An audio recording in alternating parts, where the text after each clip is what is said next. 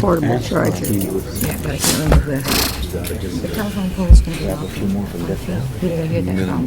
Did I hear that? Nobody will not hear it. Good evening, ladies and gentlemen. It's 7 o'clock, and as mayor, I hereby call to order a meeting of Laconia City Council scheduled for this hour on Monday, May 13th, 2017. As always, we'll begin our meeting tonight with a salute to the American flag. I would ask you to please rise and join Councilor David Bowens in reciting the Pledge of Allegiance.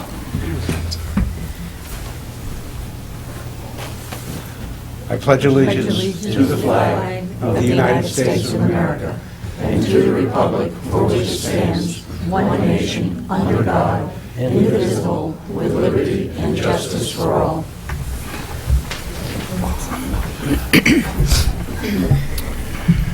Thank you.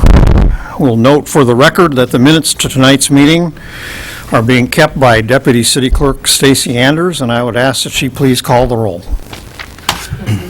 Here. Councilor Bowens. Here. Councilor Baer. Present. Councilor Hamel. Here. Councilor Baldick. Here. Presiding Mayor and Ingram. Tonight, in honor of the return of our bionic man over here, Councilor from Ward 2, I will vote here, or I will acknowledge that I am here.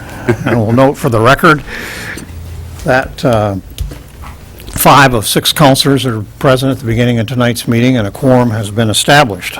We'll also note for the record that the council tonight is joined at the front table by City Manager Scott Myers and by the City Finance Director Donna Woodeman. First item of normal business is the acceptance of minutes of previous meetings.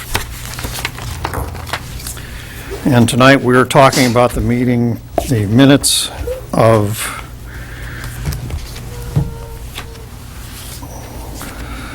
our meeting on February 27th, excuse me. Those meeting minutes were distributed by the city clerk on March 3rd. One correction was received from Councilor Baer, and the minutes were redistributed again on March 9th, 2017. So in lieu of any other corrections at this time, I will declare that the minutes have been accepted as amended for the meeting of February 27, 2017. Consent and action calendar, we have 2 items on the calendar tonight. These are typically items that do not require, they're repeat requests and do not require discussion. And the first one is on page 19 of your packet, and that is a request from the Laconia Kiwanis Club to fundraise at Rotary Park on August 27, 2017 from 8 a.m. to 3 p.m. This is in conjunction with the annual Rogers Ride in honor of the late Roger Ballantyne, to raise money for cancer, kidney cancer research, I believe.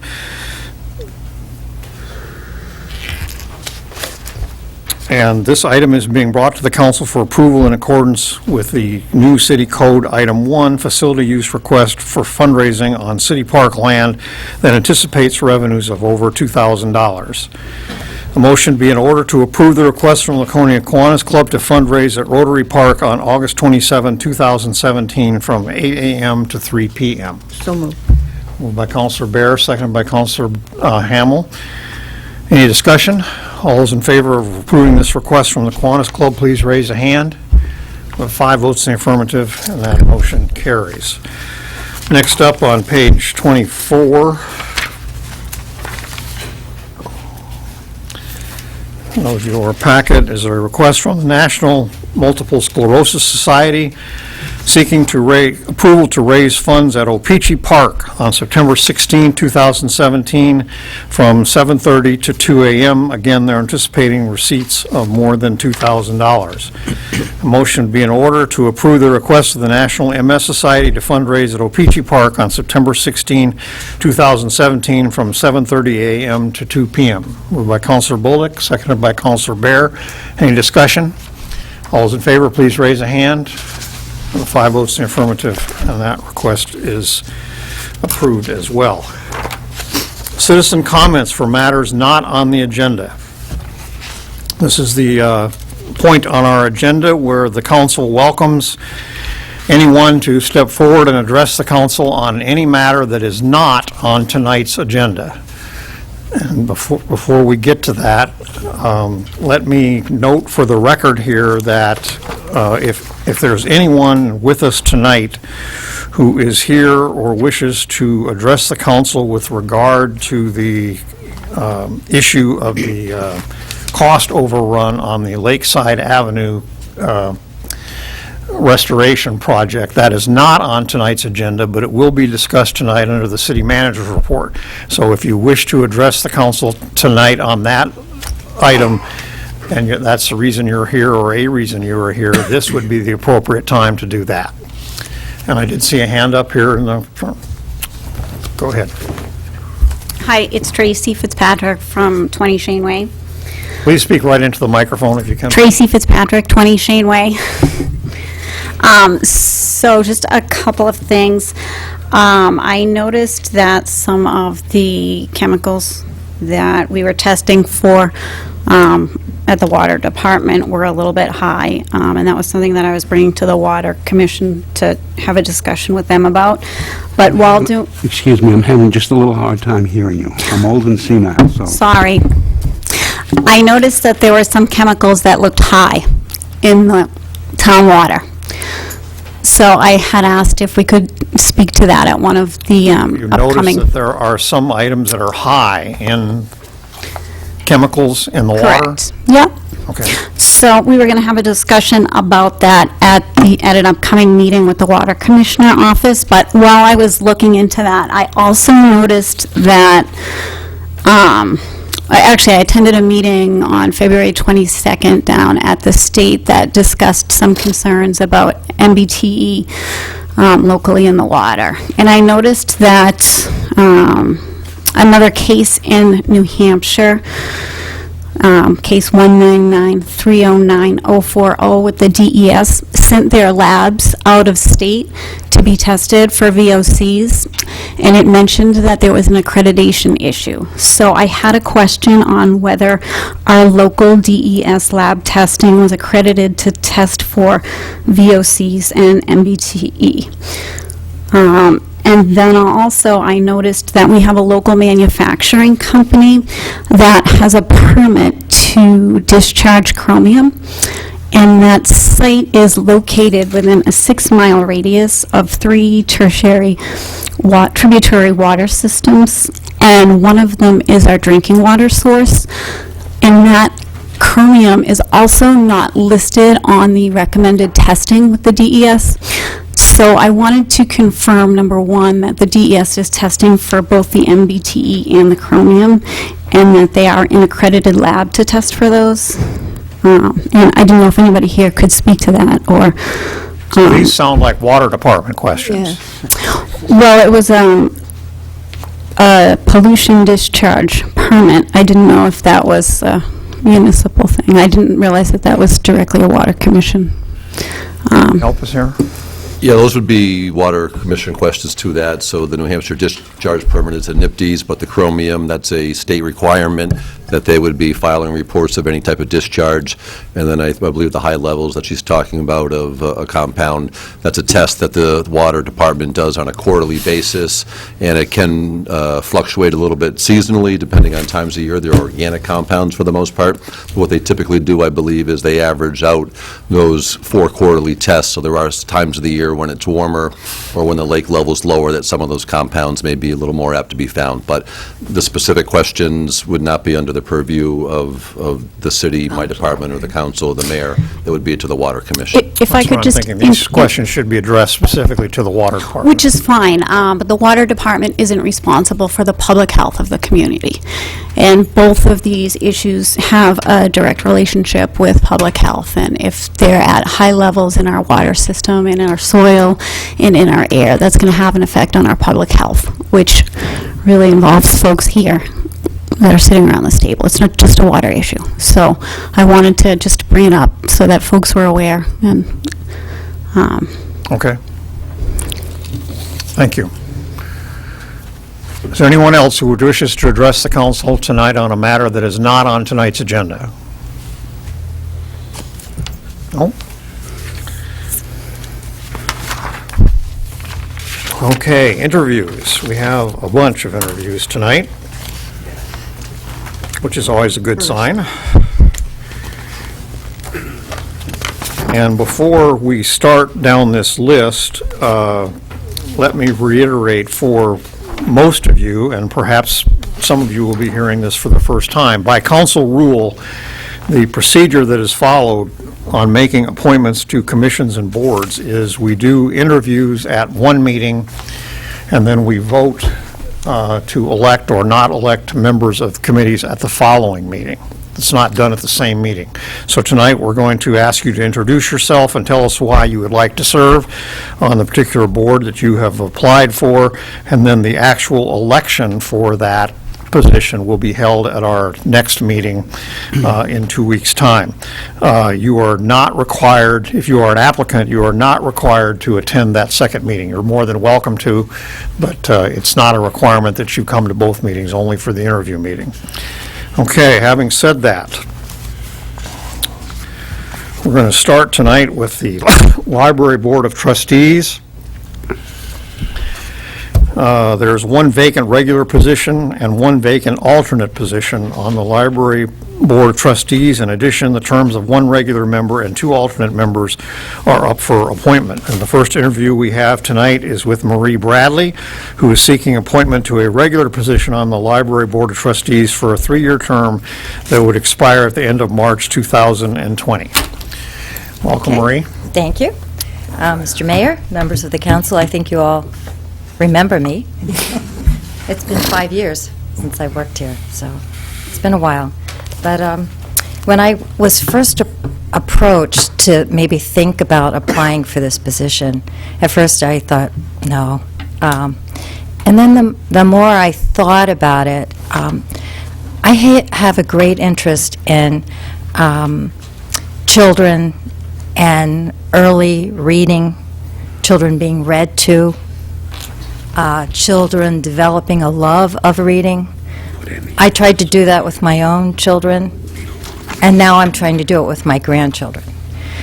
And I'm hoping maybe through a position on the library board that there's something that I can do as a board member, maybe to work with the school systems as a liaison or whatever they want me to do, to see what the library can do to encourage more reading in young children, a love of reading, an interest for young teenagers. I don't think our library has a place for the teen population, like a designated area. And I would just like to see the library become like the community learning center of the city, that it's a place for everybody to come, whether you want to read, whether you want to learn a craft, whether you want to listen to a lecture. And I'm hoping by being a member of the board, I can offer some input or be called upon to do something that would help achieve that goal. So that's why I'm applying. Okay, very good. Any questions or comments for Ms. Bradley? No, just knowing her background, she'd be terrific, Thank you. and she's very knowledgeable, and she'd Thank be you for coming forward. Thank you. an asset to the Thank you. library. And I also want to say, I know Bob Selleck is retiring from the board, and he's done just such an amazing job. Nobody could ever replace Bob. And I want to personally thank him for everything he's done for that beautiful building that we have. It's, I think, the best library in the state, as far as I'm concerned. And the staff that works there, they're the best. So, thank you very much. You're welcome. Thank you. Okay, next up, seeking reappointment to an alternate position on the Library Board of Trustees for a 1-year term expiring at the end of March 2018 is Linda Phelps. Is Mrs. Phelps here tonight?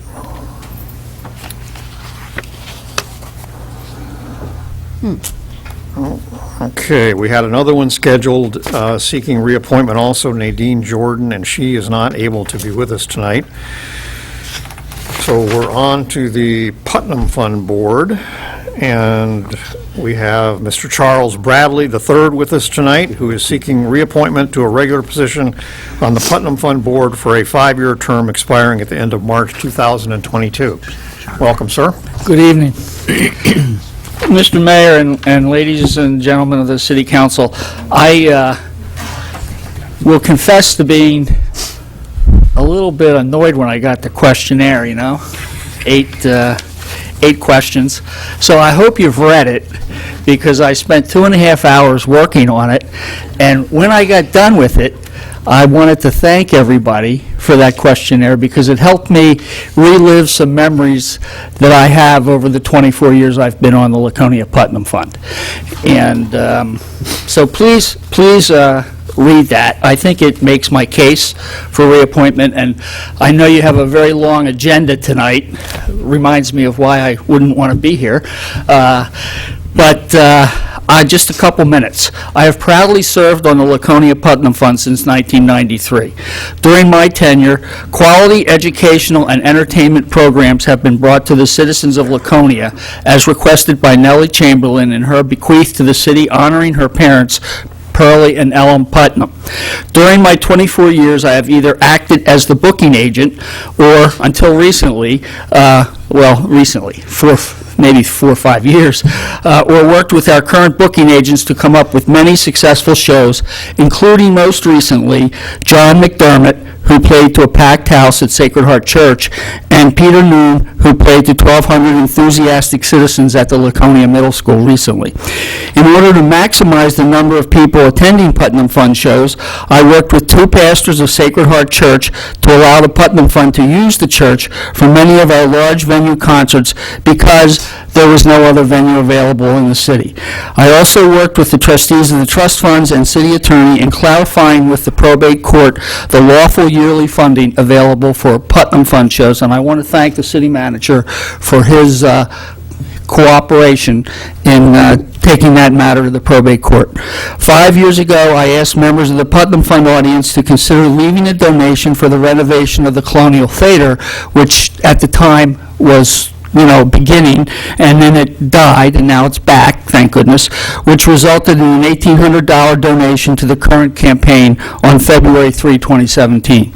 I'm honored to have the support of every board member of the Putnam Fund for my reappointment. Rich Landry and Jim Regato are here tonight. Jim might not have been here if I hadn't pointed out that he had to have an interview at the last Putnam Fund meeting, but maybe he'll tell you about that. I would like to continue working on the Putnam Fund for another term and ask for reappointment. The new era with the reopening of the Colonial Theater, as I have discussed in my answers to your questions, will lead to exciting possibilities.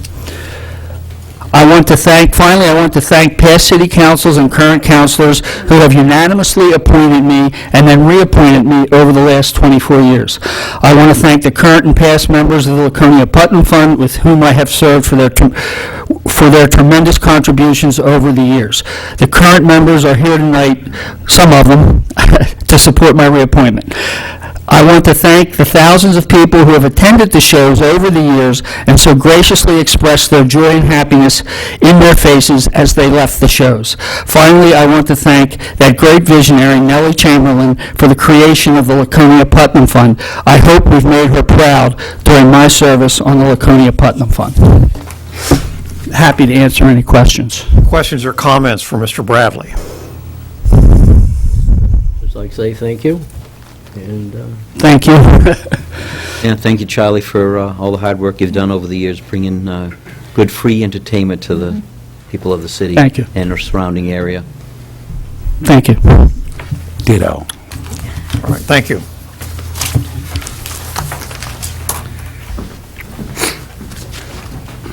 Next up, we have Jim Regato seeking reappointment to a regular position on the licensing board for a 3-year term expiring at the end of March 2020. Mr. Regato, welcome. Not the first time this gentleman's been here either. Good evening. Thank you for having me. I put in my application. think I answered the questions as best as I could. If you have any questions, I'll be more than happy to answer them for you. Hi, Donna. Any questions or comments for Mr. Regato? I just want to say thank you very much. You've done an excellent job. You're welcome. And I'd just like to reiterate, I'm also on the Putnam Fund. When I joined a few years ago, I found out that Charles is probably the backbone of that organization, and without him would really be difficult to go on. He's just incredible to work with. He knows it, he lives it, and he's very sincere about it. How many years on the licensing board now? For me, 3 decades. Can we say it out loud? 3 decades, yeah. 30. 30 years. 30 years. 30 years. That's right. Well, we thank you for each and every one of them. Thank you. Thank you.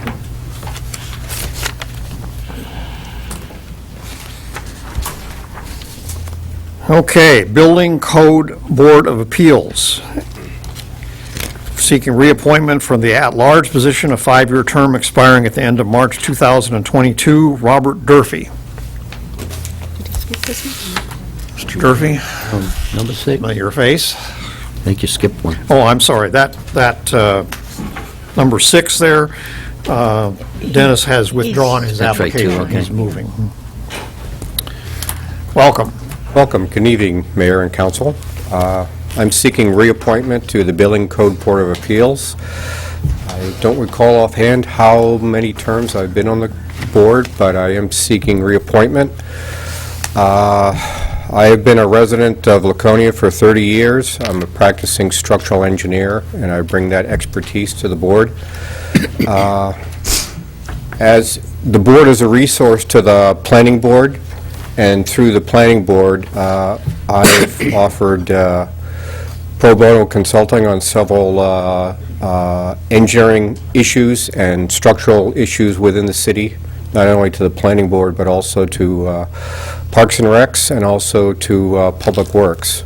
My current project with Public Works is, and Planning Board, is to develop bridge construction standards to go along with our roadway construction standards for adoption and use on future developments within the city. So I'd like to continue with that project and also continue to be a resource to the city as a engineer and give back to my community.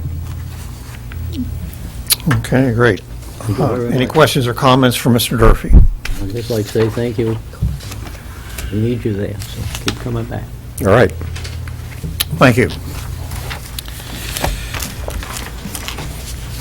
Okay, Parks and Recreation Commission, seeking reappointment to a regular position to a 3-year term expiring at the end of March 2020, Mitch Hamill. Mr. Hamill, welcome. Thank you, Mr. Mayor and councilors. I, too, filled out the questionnaire to the best of my ability, and you have that before you, and I'm certainly available to answer any questions.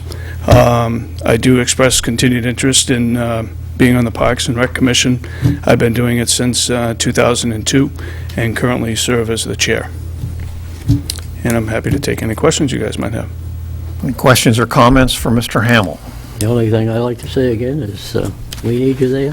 How many years, Mitch? And, this will be, I'm 15 years now, starting on this 3rd term would be my 16th year. Mr. Regato is going to have to slow down for you to catch up with him, I think. Yeah, we'll see how that works out.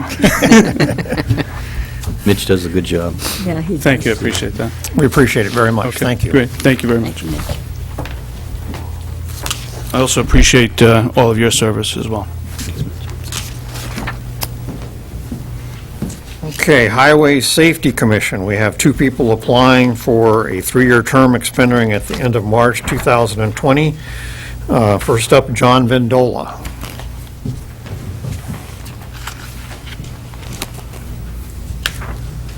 Mr. Vendola, welcome. Thank you. Good evening. I'm relatively new to the area. I just moved here in October. I want to get involved in something to do with the city and give back to the community. I've been an auto technician for 30 years. I think from the transportation side, I have something to offer the Highway Safety Commission. again, I just want to do something to get involved with the community, and someday I'd like to sit in this board where you people are someday. Okay, where do you live, sir? In the Weirs Beach area, Okay. 9 Memory Lane, Laconia. Any questions or comments for Mr. Vendola? How recently have you relocated to Laconia? In October 4th, I moved here. Last year? Last year, yes, from Connecticut. Well, thank you for your interest. Thank you. Thank you very much. Anyone else? Do you have any, what do you think you could bring to the Highway Safety Commission? I think some input on the transportation, the automotive side.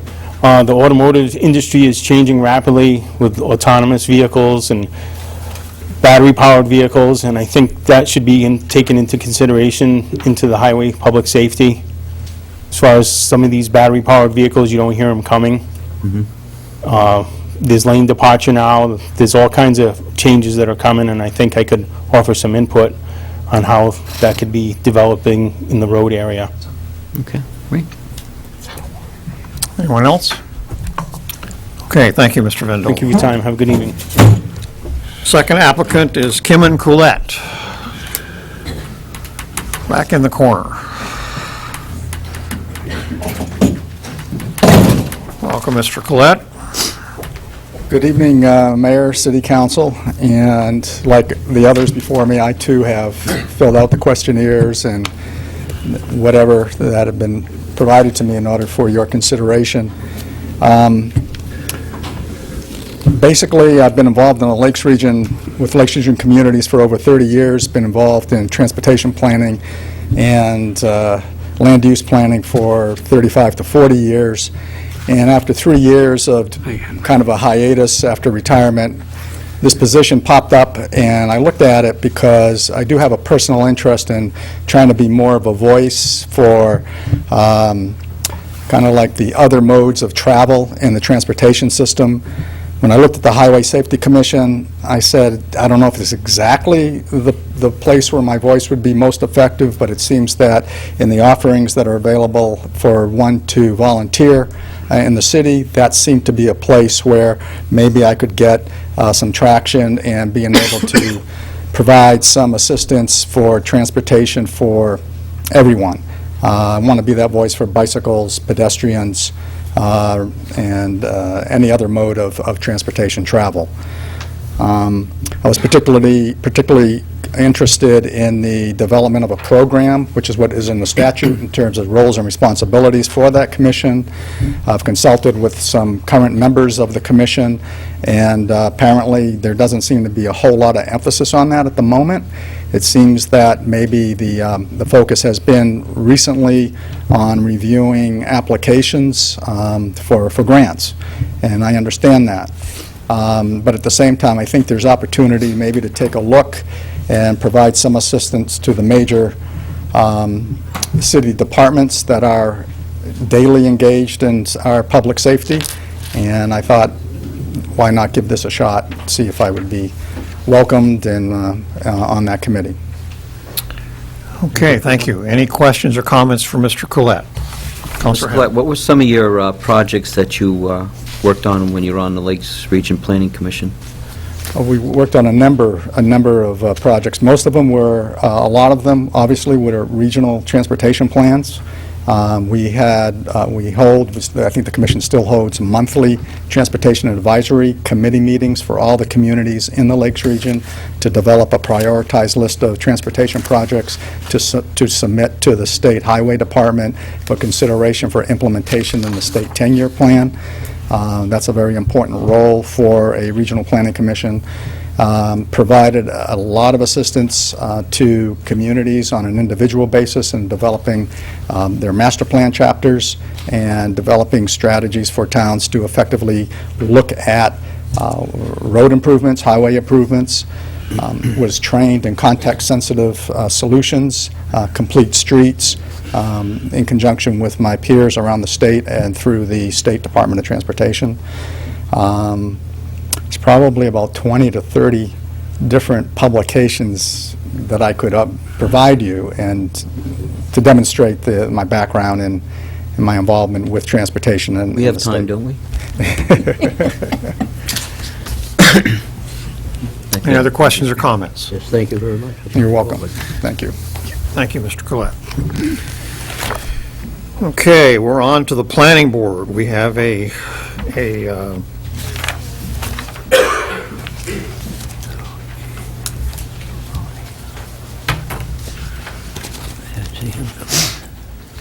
have an application for the alternate position on the, planning board for a 3-year term expiring at the end of June 2020.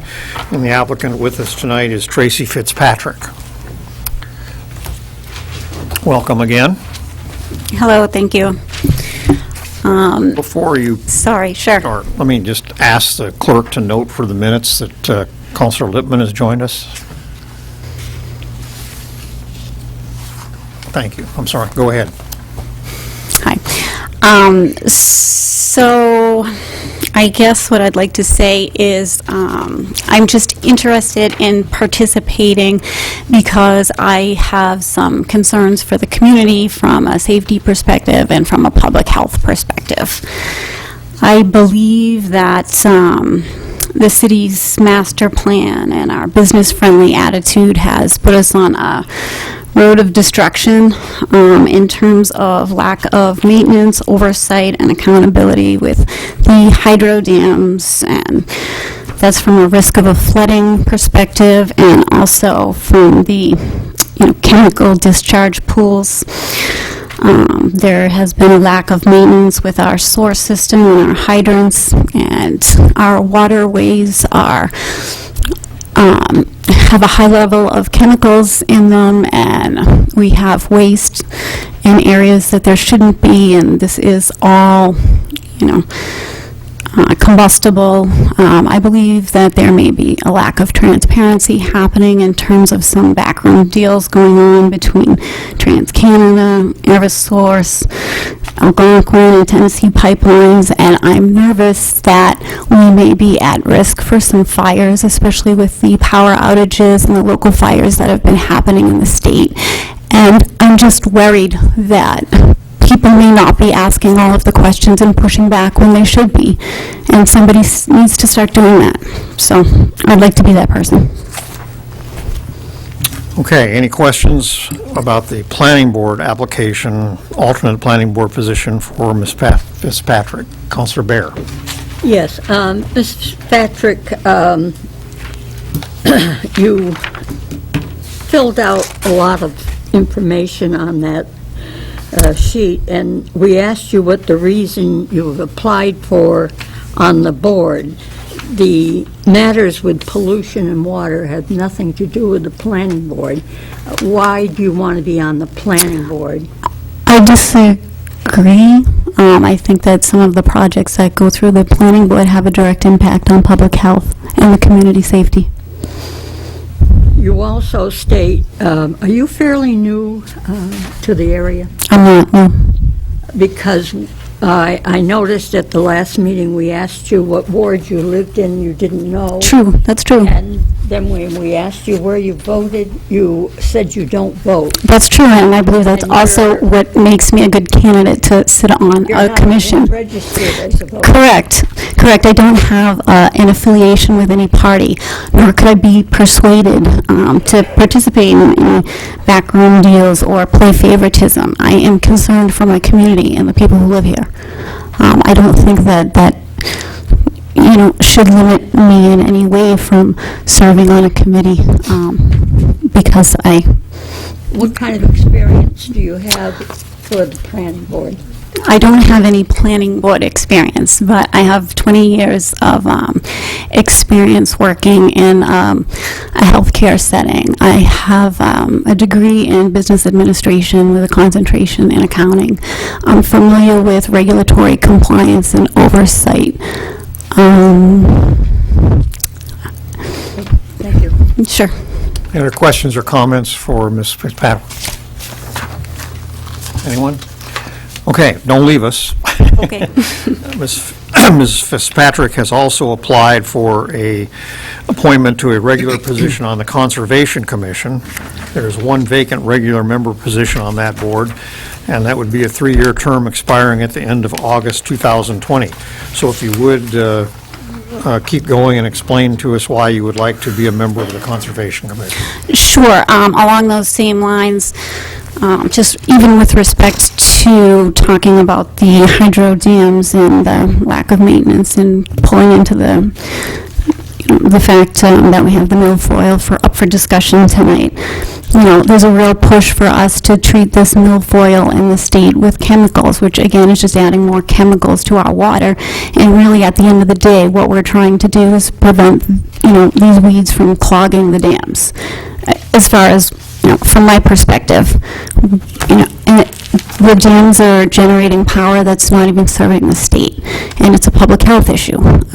So again, I'm just interested in looking out to protect the waterways, the ecosystem, and our environment, and the public health of the community.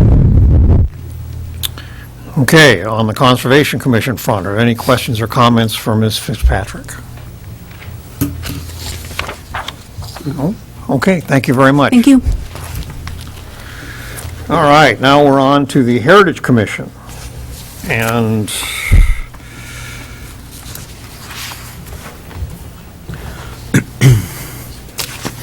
there's one vacant alternate position, and I'm not sure that makes any must be one vacant regular position and one alternate position up for reappointment on the Heritage Commission. There's one vacant regular member position available, and the 3 remaining regular positions are all up for reappointment. So the next 4 interviews are all to do with the Heritage Commission, including 3 people seeking reappointment, the first of which is Catherine Tokars.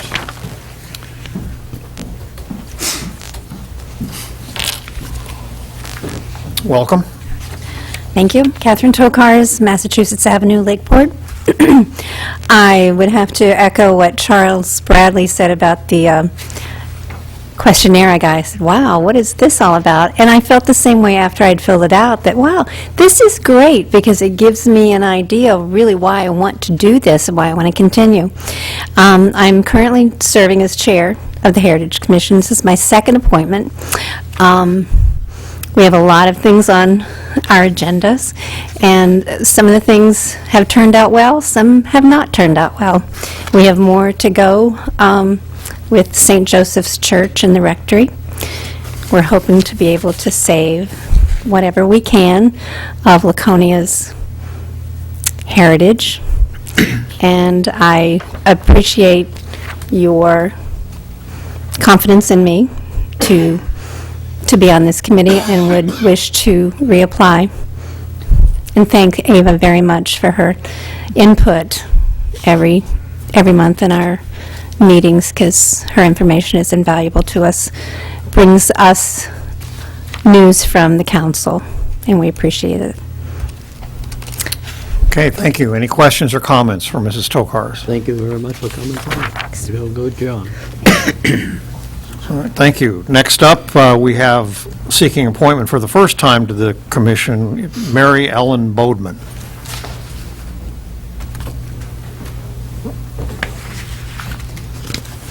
Welcome. Thank you. Thank you. Thank you. I grew up in Virginia, and of course, there's Williamsburg and Charlottesville and all of the historic stuff in Virginia. And so when I became an art teacher and a high school college person, I taught art architecture as part of my high school program in Bristol for 20 years. And I have a lot of reference material on the New England area and the prominent architects and sort of scientific information about all of the projects that have gone on between Boston and up here. And the fact that our railroad station resembles some very important architecture in Boston. And it's a very deep interest in me. When I came to Laconia to live, I was attracted to Lyford Street and the building on the corner. And I recently have found out that that belonged to the car company headquarter person, and I don't remember his name, but the house next was his daughter's house. My house and the house next were the foreman's houses, and so it's got me going to try to connect that bunch of buildings with the railroad station downtown. And so, anyway, one thing leads to another, and I'm just the art historian for the group, basically. Okay? Okay, any comments or questions for Mrs. Bowden? Just want to thank her for coming. Thank you. Dorothy Duffy. Dorothy here this evening. Mary Jane Hoey.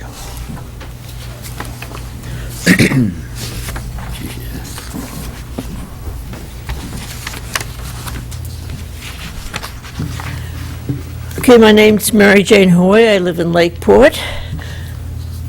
I was born in Laconia.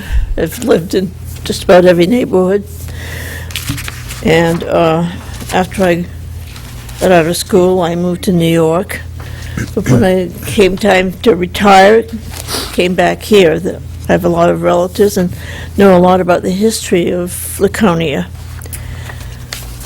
What is important is saving something that's of significance to the history of this city. And if it can't be saved, there's got to be something within that edifice that perhaps can be saved and on display either in the library or a museum or whatever that means something to the past of this community. I've been on the commission since its inception. I think it all started the hoopla over the Hathaway House. We all remember that. But it's gone, and I think, fortunately, there have been some things saved from there. And also, I'm retired, and it's time to give back to the city. Okay, thank you. Any comments or questions for Mrs. Hoey? Thank you for coming forward. Anyone? Thank you, Mary. Thank you. Okay. Very much. Okay, that concludes our interviews for this evening, and as I stated earlier, we'll take up these appointments at our next meeting. We have two public hearings scheduled for tonight. Call the council's attention first to page 80 of your packet. The actual resolution in question is way back on page 109. This is a public hearing relative to Resolution 2017-04, authorizing the city manager to accept and expend donations on behalf of the city in the amount of $736 for a memorial bench at the Weirs Community Park. Notice of this public hearing was made in the Wednesday, March 1st, 2017 edition of the Laconia Daily Sun at the City Hall, the Gale Memorial Library, the Laconia Community Center, and at the offices of the Laconia School District. So I will call this public hearing to order at 7:44 p.m. and ask if there's anyone who wishes to address the council on the matter of accepting donations on behalf of the city in amount of $736 for a memorial bench dedicated to the memory of Don Richards to be placed at Weirs Community Park. Okay, no testimony tonight. I'll close the public hearing at 7:45 p.m. and note that we will take this matter up again tonight under unfinished business. Our second resolution tonight is number 2017-05. That is on page 81 of your packet, and the actual resolution is back on page 115.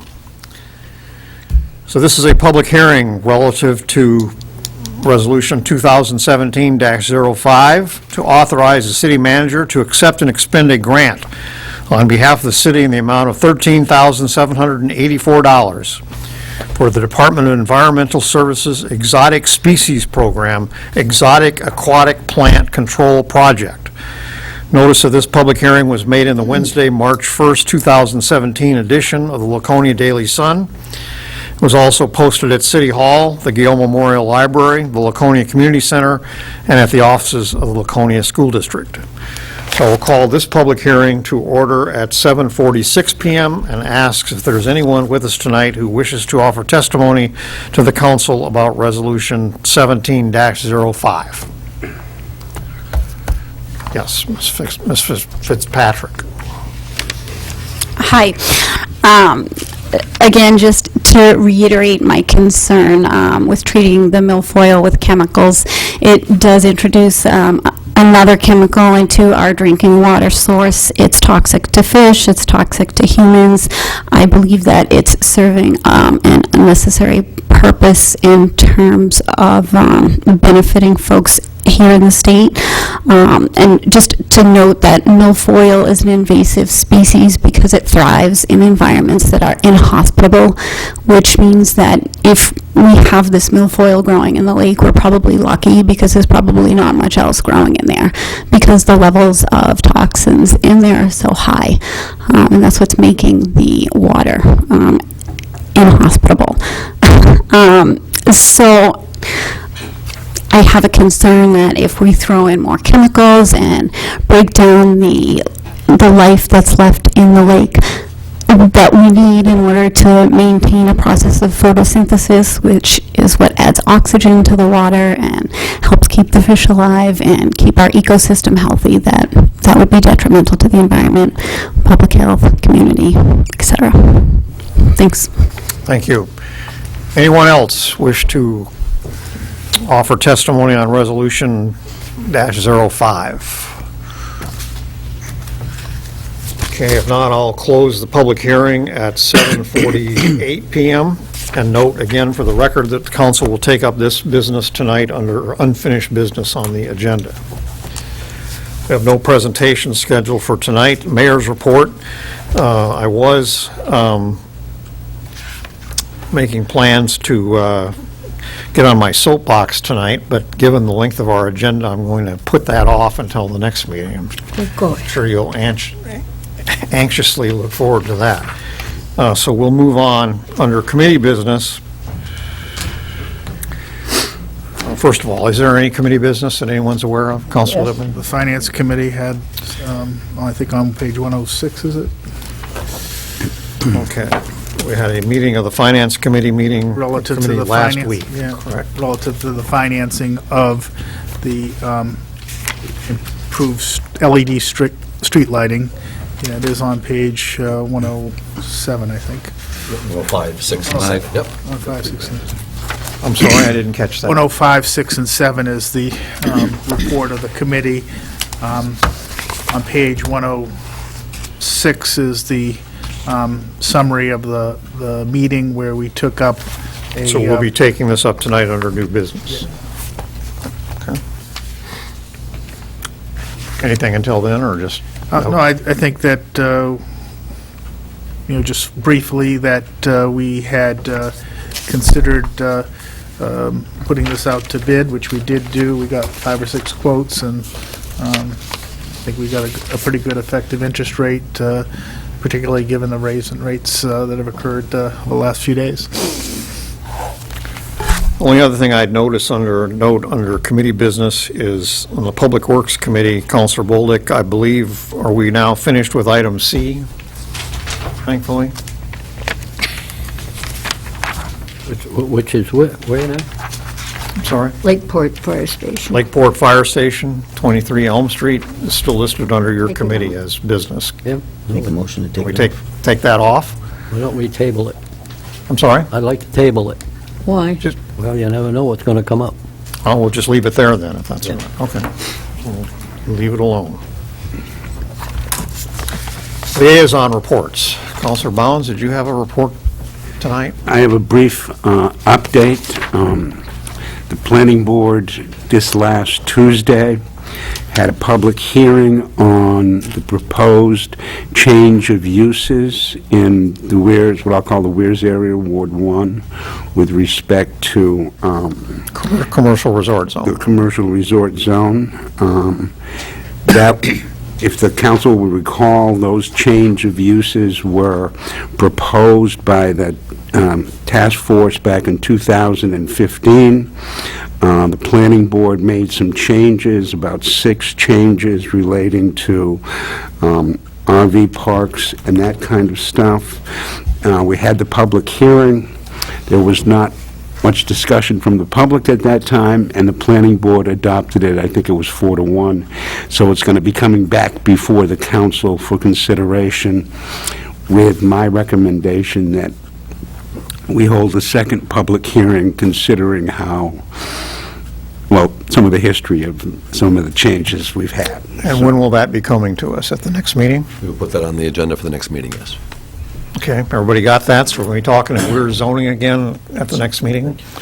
And a recommendation from the planning council, planning board to change some, make some changes to the table of uses, permitted uses in the CR1 district. Yeah.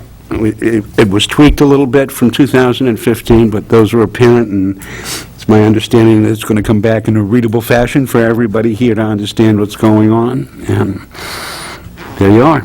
Okay. Any other liaison reports tonight? Okay, we're on to citizens' requests to comment on current agenda items. This is the appropriate time for comment from anyone in the audience tonight who is here to address the council on any matter that is anywhere on tonight's agenda. So this will be your time to speak if you wish to address the council on a matter that is on tonight's agenda. Mr. Driscoll. Good evening. Good evening, Mayor and council members. I'm here to speak to you regarding the food vendor issue. I believe it's the third item in your unfinished business on your agenda. I presume this is the appropriate time to be speaking about this as opposed to when that matter is called. I'm Joe Driscoll. I'm representing the interests of the Ames family, who owns property throughout Weirs Beach. In particular to this discussion, we're talking about the Winnipesaukee Marketplace. I'll do my best to kind of keep it relatively brief because we did come to you before about a month or so ago under matters not on the agenda, and have certain things and discussions have occurred since that time. We handed out a packet back at that time, so you all have pictures, et cetera, but I did also want to hand out at this moment just sort of the site plan of that area that was given to us from the city, from the Public Works, if I can hand that out. You can just hand that to the clerk.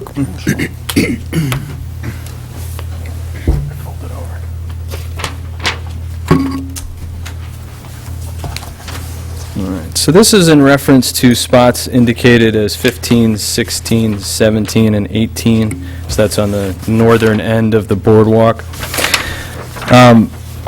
You know, we after the last meeting, where we brought this to your attention, we had the opportunity to sit down with the city manager and Councilman Bolduc. We're very appreciative of that, to just sort of have a dialogue as to how this is affecting people, how this can be moved forward throughout the council, and see if, you know, there's recognition of this problem and see what solutions we can come up with. So as I discussed at the last time we were here, what's happened over time is sort of this perfect storm of circumstances. I don't think anybody has had a negative approach to this. It's just sort of a situation that we now find ourselves in that's evolved as we've gone forward. You know, it's our belief, and frankly, we know that it's this council's belief that working together, we can come to a good solution and figure something out. That collaborative approach here really makes a lot of sense. You know, this has always been a very pro-local business council, and that's how we're raising this concern, is from a business perspective. So with that in mind, I'm going to speak relatively in sort of general terms. I think some hurdles we have come into the minutia, which I'll get to later. But, when I'm kind of speaking, I'm kind of keeping the entirety of Laconia, frankly, in my mind. What we're talking about here are these 4 spots, their relation to the Winnipesaukee Marketplace during Motorcycle Week. But I think this is a theme that can affect others throughout the city, during at other different times. We wouldn't, thinking of a coffee vendor setting up shop right in front of the Wayfarer, or, a sub truck sitting right in front of the South End. That's sort of the same effect we're talking about as we have during this. So I do think it's a citywide question, really. Obviously, our focus is Motorcycle Week and the impact the vending can have here. Regarding this sort of perfect storm, as I described it, we're looking at 3 real issues. We're looking at one, as I just described, sort of this direct competition. Food for food that's occurring here. This just by virtue of circumstances, sort of the epicenter for where food service establishments are in Weirs Beach that are there year-round. It's in between the pier and the Weather Vane restaurant. It's next to the Winnipesaukee Marketplace and right in their access. So as I showed you from the pictures that we presented before, and I'm presuming that can be part of the record for consideration as part of this. If that's incorrect, Sure. We'd be happy with filing, submitting further pictures for you. But what's happened is the size of these structures, the advertising of these structures, the banners, the flags, everything. And what it has created is basically this box that fills the entirety of the vending space, and then these flags and everything above it. So you've created a very large visual obstruction. This isn't a tent that you can then see through, tables, et cetera.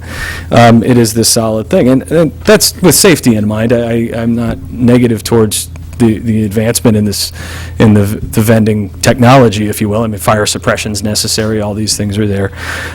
So again, I don't see this as something negative that anybody's done, but it's a reality that we now face. We face these structures existing right here, limiting true visibility of some of the other local businesses. And as I've shown from the pictures that we gave before, you can't even see the signs on the Winnipesaukee Marketplace, which has 3 food service businesses in it. It has Patio Garden Restaurant, the Sub Shop, as well as JB Scoops there. So not only do we have this direct competition, but now we also have a lack of visual access for the space. And then we have, lastly, a lack of actual access. Due to this box-like structure that ends up happening, none of the actual vending that occurs on the space. It is at the edge of the space. The vendor is there handing the food over, accepting the money, but all of the patrons and customers are still in the public space of the boardwalk. So you don't have somebody coming in, say a merchandise vendor, coming in to the tent, they see pass by the tables, look at the different shirt sizes, whatever, and proceed through an exit. So we have some crowd control problem too. And, with regard to that, that's a very real concern. The ordinance, frankly, reflects that when it comes down to licensing. There's ordinances that discuss a particular 16110G, that no activity, including a congregation of customers, can occur within 3 feet of an entrance or exit of a business. We're saying, I look at this as affecting that because I know these crowds go right up to the walkway entrance to the marketplace, but it's clear in the history of the ordinance that the city has always cared about this. And, does this fit squarely into that? No, I don't believe so, but, the spirit of that ordinance is that we don't want to have this negative impact, and that's what we're seeing here. And furthermore, and this is just to point this out, I think a lot is being done in this area, and when I say this area 15 through 18 on this map. And honestly, I think too much is going on there from a legal perspective. I don't want to come here in a confrontational way by any stretch. I'm just pointing this out.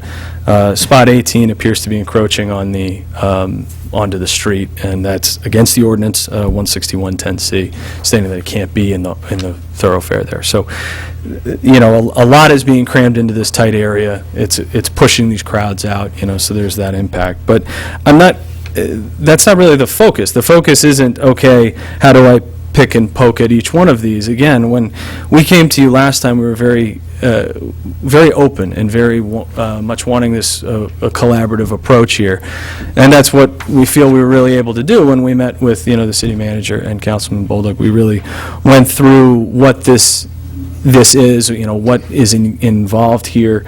We were happy to hear, as I had thought through some research, that if there isn't food in this area, that there is no financial impact to the city, which I think is very important. The city is highly impacted, as well as its citizens, from this event. So not having food there, but another vendor, the same fees are collected. So we're not in a position where we're asking anybody to do anything detrimental to the city, which is important to us. And also, what we found out is that there are multiple people on the city's waiting list. So there is a selection of different types of vendors that could be placed there. So again, we're not asking for anything that is depriving the city of anything, just simply a different direction. And along with this sort of collaborative approach to this, we wanted to put it out to the community a little bit and find out what people's attitudes were towards this. So as you may know, the Ames family has a seat on the board for the Laconia Motorcycle Week Association and brought this concern to that board. They are the closest thing to an administrative arm of the Motorcycle Week rally that exists. So we obviously would like to get their input. I've reviewed the minutes. It was brought up by Robert Ames and couched in a no solid food sort of perspective, which obviously we would understand if you felt needed some tweaking. And the Motorcycle Week Association got behind that. They supported that. They had some concern about beverage vendors, but that's not included in this definition. So, again, we come to them, they're the ones 365 a year gearing up for this thing, and they can get behind this. So we felt that was very important. So we're coming to discuss this with you now. We feel that the council taking the stance that no solid food vending there, or if something more specific needed to be done, no food provided via a heating element, no cooking, something like that, that really achieves it. It allows to bring some more diverse things into that area. The waiting list exists, and it doesn't create this direct competition. It allows everybody to prosper, really. Nobody's undercutting anybody else, anything like that. So, but I look forward to working with you guys on this, and I'd be happy to answer any questions you might have. Any questions at this point in time for Mr. Driscoll? Go ahead, Councilor Whitman. In terms of relocating the spaces, if that were a direction, what's the cost of relocating utilities, and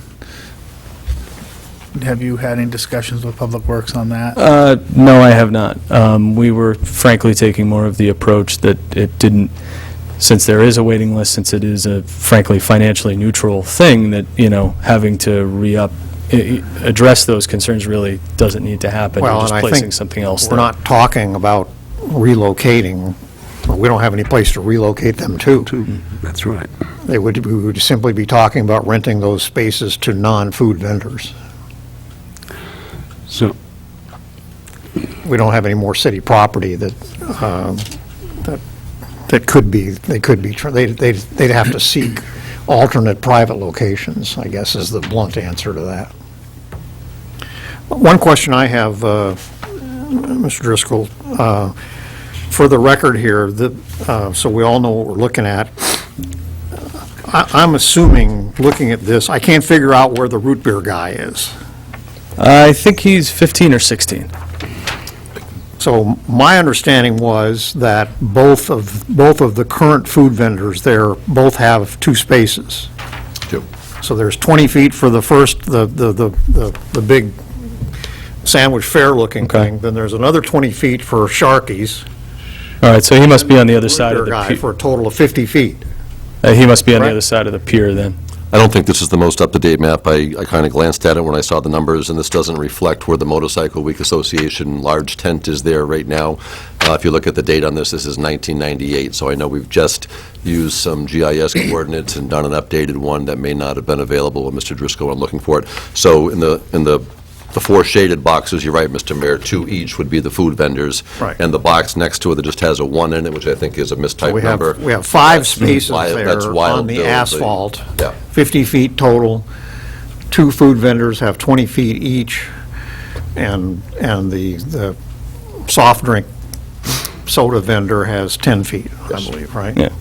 And we can resubmit our request to get an updated, this was, I believe, acquired. And you don't have any objection to the soda vendor staying, is that correct? That's correct. It's truly a direct competition kind of view of this. I mean, that is sort of a novelty, or, you know, that nobody has built their permanent business there based on the soda vending. You know, it's a food vending. So the question food is that service. last 40 feet, really, where you got 2 food vendors with 20 feet each. Counselor Hamel? Yeah. Hi, Joe. A couple questions. There was a petition that was passed around that James has brought to us. I'm just curious, the weather vane, from what I saw on that, it was the woman that owned the building that signed for that. Yes. Did she talk to the management? I am unaware of her From what I conversations. hear, the with her. management could care less. Well, and everybody's entitled to their opinion on it. I mean, she's a property owner, and, Yeah, but you I know. mean, she's not the one that's running it to say that the business was harmed. She just owns the building. Well, she could have a concern, though. If that business does not perform well, then they would leave, and now she's out of tenant. So she does have a vested interest in the problem. Okay. From the weather vane up to the store, that's privately owned on that side of the street by her. Yes. And she rents out vendor space, food, along that way. So why wouldn't that be in competition with these other things, too?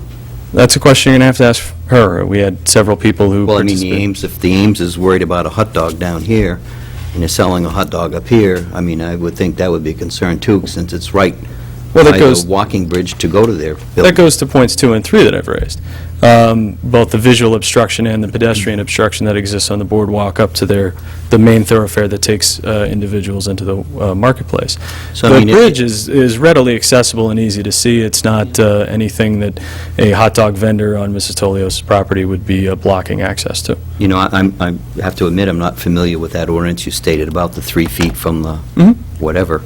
But I mean, if theoretically, if that was enforced throughout the Weirs, you wouldn't have a motorcycle week. Because everything is in violation that week. When you have 100,000 people walking around, what are you going to do? Tell them, nah, you're too close, you got to step back 2 feet.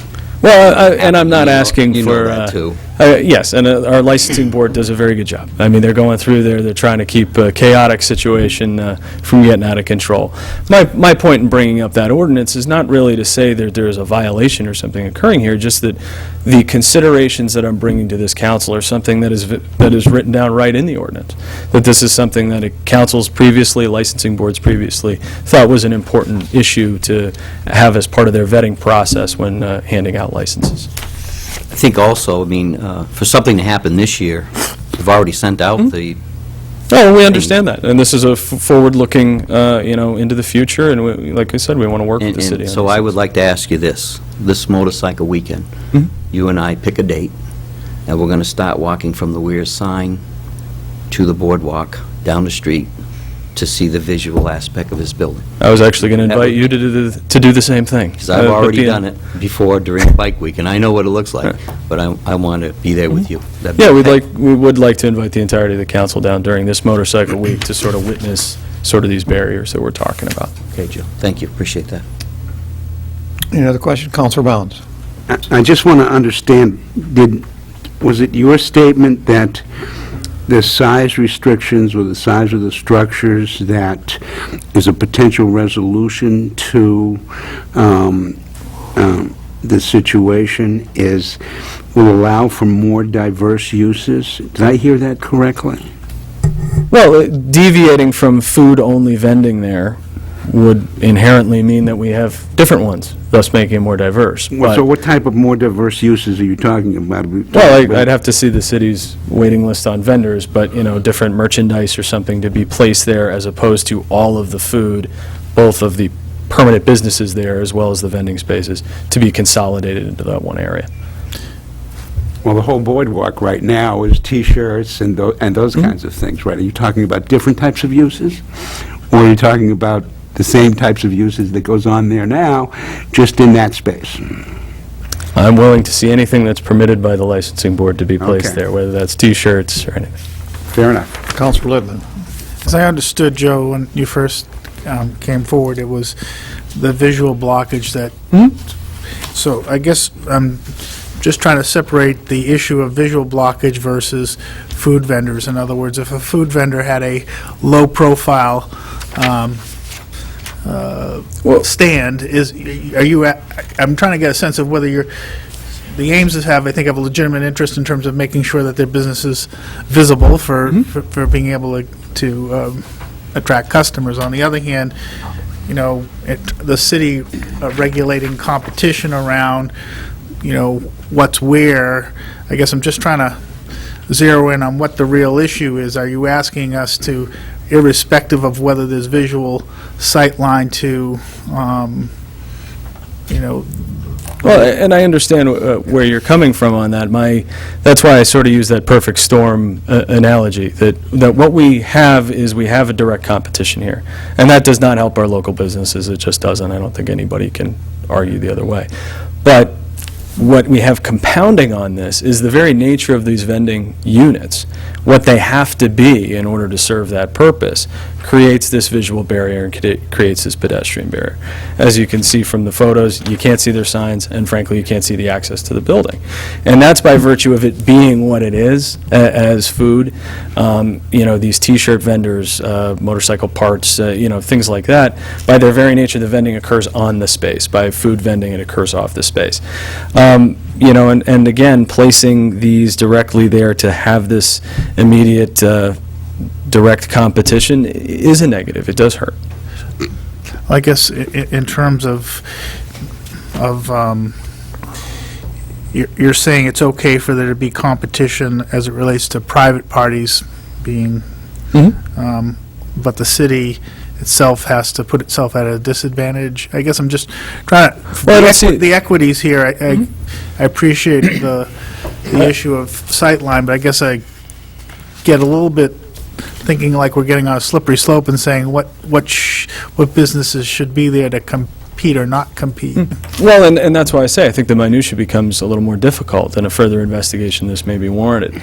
But I would disagree there, simply saying that as we've investigated, there is no negative financial impact to the city if you were to say, blanket statement tonight, no food vending can occur there. You have a waiting list that can substitute anybody in there, and you're gaining the exact same vending fees. Maybe you are not able to offer the largest pool possible. But then again, as a municipality, your mission is not to make the biggest bang for your buck possible, obviously, as you all know, and as you all do on a daily basis. It is to greatly benefit, the citizens and enhance the community. So that's where we see the detriment being here. Counselor Hamel.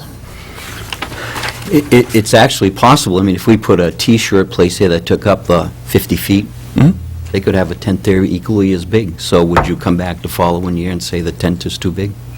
No, potentially. I would like to work with the council, as has been the case in the past, to really get into what makes sense for that area. Did Mr. Hames have a figure of his losses because of the food vendor there? Well, such a figure is not something that really can be gathered. There's too many variables. You're asking an individual to come up with a number that does not exist, literally. The losses in terms of food vending, I believe food vending has been going on there since 2007, maybe? So you don't have a historical perspective. This isn't an issue of 1 year where a week I could say, here's 2015, here's 2016. But you're asking for a hypothetical. We've all seen the issues of attendance, the rally going down. By him asking to remove those, it's hypothetical of what he's going to gain if they're not there. Well, what we're conveying is the visual, that you can stand there at that business, see that there are not patrons in one and there are in another, and that you've created, again, blockades to accessing that pool of patrons. So, with the hundreds of thousands of people that go through there over the week, he's not making Now that enough crowd money. keeps bigger and bigger every minute. I'm talking about for the week, not per day. Fingers crossed, right? The millions. But I mean, the millions or whatever. But for the amount of people that go through there during that week, he feels he can't make it. Well, they feel that they're in a position where they're not capitalizing the most that they could on that week. It'd be And I interesting think, to see what it'd say if Bike Week wasn't there. Yeah. and I'm not sure how that See, that relates pays their bills directly to for the this year. issue, because the city would not be having vendors there if Bike Week didn't exist there, because that's the only purpose that they're But there. would he be willing to pay the $8,000 to get rid of those 4 spaces and we'll put nobody there? It's always options that exist that I can entertain, but again, we're not asking for elimination. It's a step that's being taken further. We're offering an alternative that nets everybody zero harm, and that's being introduced. And the question about, what if Motorcycle Week wasn't there? I think it's very telling that the Motorcycle Week Association, the organization tasked with advancing the interests of that rally, is backing this. So, But Motorcycle Week does not. well, the Ames family's on the board of Two directors. people, Counselor Bolduc and myself. So, so everybody was in favor? It was a unanimous vote To, at the last meeting to replace the vendors? to back the Ames family's position that food vendors should not be allowed in those spaces.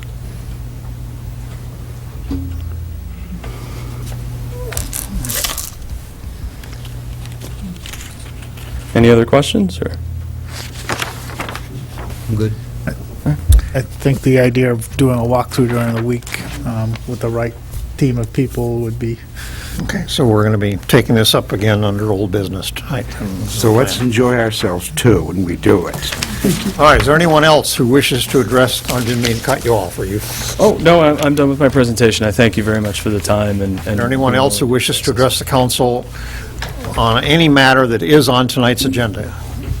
Yes, sir.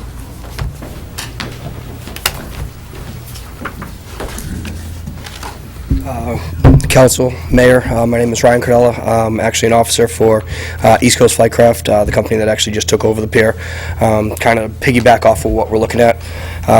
Since we took over in early December, we have been trying to get different affiliates, accredited companies, restaurants in there. It's been a little hard, to say the least. We did have a couple of high-end clientele restaurants out of the North End and Martha's Vineyard. This is kind of piggybacking off of why they do not want to invest in the weirs. Fiscally, the fiscal standpoint of it, he is unfortunately correct. It is hard to test what actually you are losing because it is cash. It's not a credit card that's being run most of the time. So our merchant services, we are able to get a report, a fiscal forecast of what's actually run on that time. And if you split up the foot power, of course, the traffic, and what's actually being purchased by food goods, there's a lot more money out there during Bike Week, and we think it's a great asset. But trying to get actual, like I said, proper clientele in there, you have to show them a little bit more of a bump than what actually is happening.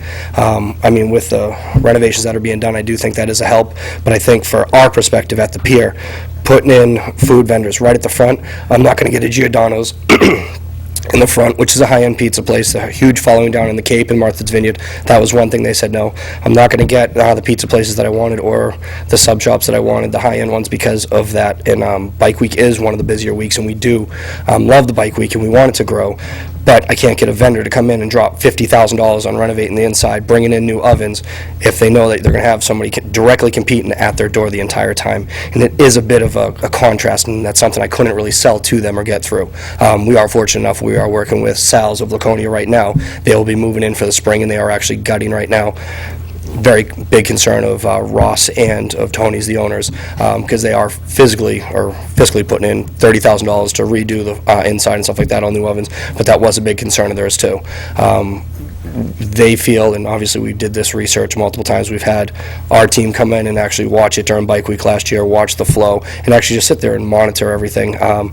We think if we can actually have at least that area there opened up to something different, because we don't want to obviously take from the funds that are given to the city. That's something we'd love to work with you guys, because if I can get better customers, or better businesses in there, I think it's going to hurt. And trust me, the money that's going to go up in taxes will ultimately, we're talking $8,000. I'm pretty sure if everything goes what we're talking about doing in the near future, that should supplement that multiple times over. You got to understand, though, is the expenditures of Bike Week is not a property-based tax fee. Correct. It's all self-funded by itself. Right. Taxpayers don't pay for it anymore. Absolutely, but I'm saying... So whatever taxes come to the city has nothing to do with Bike Week. Right, but you're saying the $8,000 that would have been lost for those spots, Yeah, which goes to the city? yeah. That goes into a different account. It goes into a Bike Week fund where we take our expenditures out of that fund. So it doesn't help the city or do anything for the city then? Well, if we lose $8,000, then we're $8,000 behind in paying for safety services, fire, police, Okay. public works, everything that has associated with that. It's a $200,000 bill, basically, Right, to well, the we've city. heard what that would And be. it's all funded through vendor fees and other fees. That's how that's funded. It has nothing to do with the tax base. Just so you'll... Funded outside of, It used to be a long time ago, but this council changed that. Okay. Because why should somebody on South Main Street, a grandma, pay I for absolutely Bikes agree. Week when she has nothing to do with it? Totally makes sense. So it's all funded through vendor fees. That's how All the we- hard costs are, all the soft hard costs aren't. Correct. Okay. All right, I just wanted to... City manager's time. We is not- appreciate all you're doing out there, that's for sure. We're trying to bring the Weirs back to what it needs to be, but that's kind of, like I said, we just need to... Well, a lot more good work things with like you're doing will help. Okay, thank you. Thank you, guys. thank you. Anyone else wish to address the council tonight on any matter that is on tonight's agenda? I'm sorry. Kathy Matthews, Guilford, New Hampshire. I own Sharky's Dogs. And as you know, Mr. Ames, we started it with a tent. Please address the council. We started with a tent. Microphone. As I showed you pictures prior, that the tent was actually larger and more enclosed than the actual trailer. My trailer itself is actually smaller than JR's and Wild Bill's. It's in the middle, it's open, you can see through it. Crowd production, are you going to stop the trains? The train brings all the people from Meredith, from Lakeport. That's where the crowds come from. The people coming off the train, the people waiting to get back on the train. Because as you know, that opening is exactly where the train stops. So people wait, they hang around, and they crowd. I mean, there's nothing you can do about it. That's where they wait. The Laconia Bike Week Association unanimously voting on it. If Mr. Ames and his family is on that board, then I really think it's a conflict of interest. They shouldn't be voting on something that they want, and they're kind of pursuing vigilantly. It should be everybody else on the board except for them. And as far as the tents, if he wants his building to be seen, he shouldn't rent to vendors in front of his building. He shouldn't have the band tent, because that blocks his whole entire sign. You can see clearly right up the street, as I showed you pictures. You can see the marketplace, the band plays, the tents for the bands and his vendors block that whole spot that goes up the hill. And there's nothing else that blocks it. We're far enough back, we're in our spot. There's plenty of room for people to walk back and forth, plenty of room to see from the end to the beginning. There's lots of room. We don't sell pizza, so as far as pizza places coming in there, we don't compete with any of the restaurants that are actually there. We don't sell any of the food that they have, maybe hamburgers, hot dogs, but other than that, everything else is a different food. And Mrs. Tullio has no problem renting to food vendors. So if I'm not in my spot, where I'd rather be, I could be on her spots. It doesn't matter where we are. We're still going to be there, and we're still going to be next to his building, next to the other side of the building. It's just a matter of competition. And competition, like Mr. Myers said a couple of years ago when he stopped the exclusions, people sell food. It's Bike Week. There's thousands of people there. People are going to buy what they want to buy, where they want to buy it, when they want to buy it. If it's raining, they're going to sit inside. If it's hot, they're going to sit inside. If they want to just walk around and have a hamburger and hot dog, that's what they're going to do. You can't tell people where to eat, especially during a Bike Week. They come to walk around. They don't come to sit in a restaurant. If they're going to come sit in a restaurant, they're going to come sit in a restaurant in the summertime and enjoy the boats and the water and the beach. I'm glad that he's doing the Wares Pier over. That's great. There's probably still no place for people to sit. There's nowhere for people to sit down there. That's mainly the crowd situation. There's one bench on the pier that people can sit at. And there's really not more I can say, because I've passed in pictures and everything else for me as far as before. Thank you. Okay, anyone else on this subject or any other subject that's on tonight's agenda? Ms. Fitzpatrick? Hi.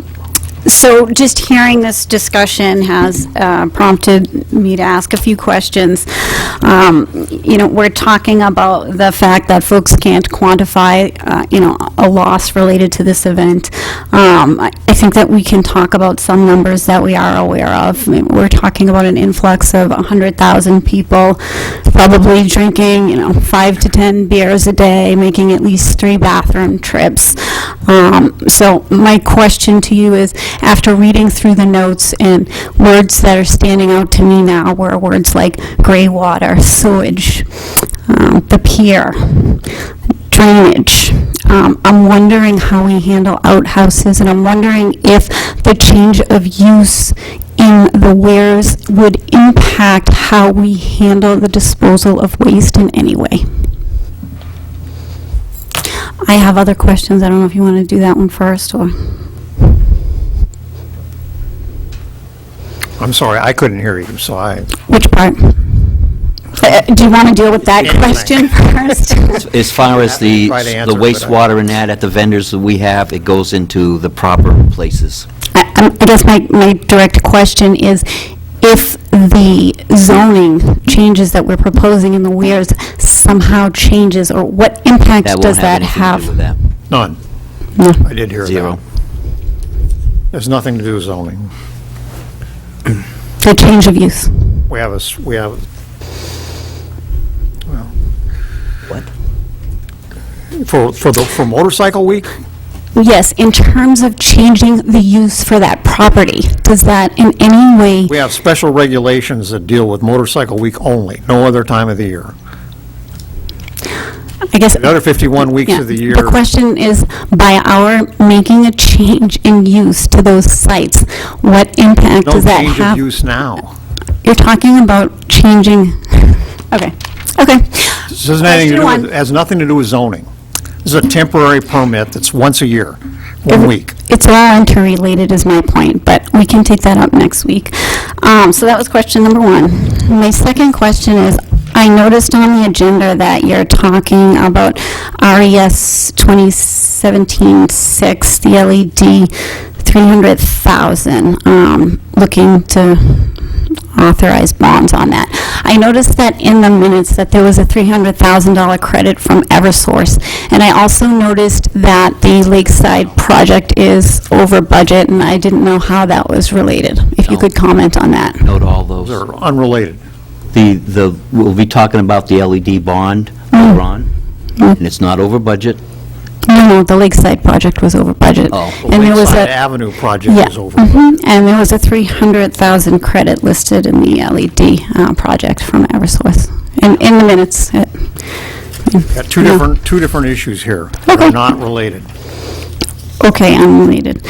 And then I think it was on the 122 minutes where I saw that there was a vote that there were going to be 2 items that there were going to be public hearings on that I was watching for that I haven't seen yet. Who is it that I check in with on that? 122?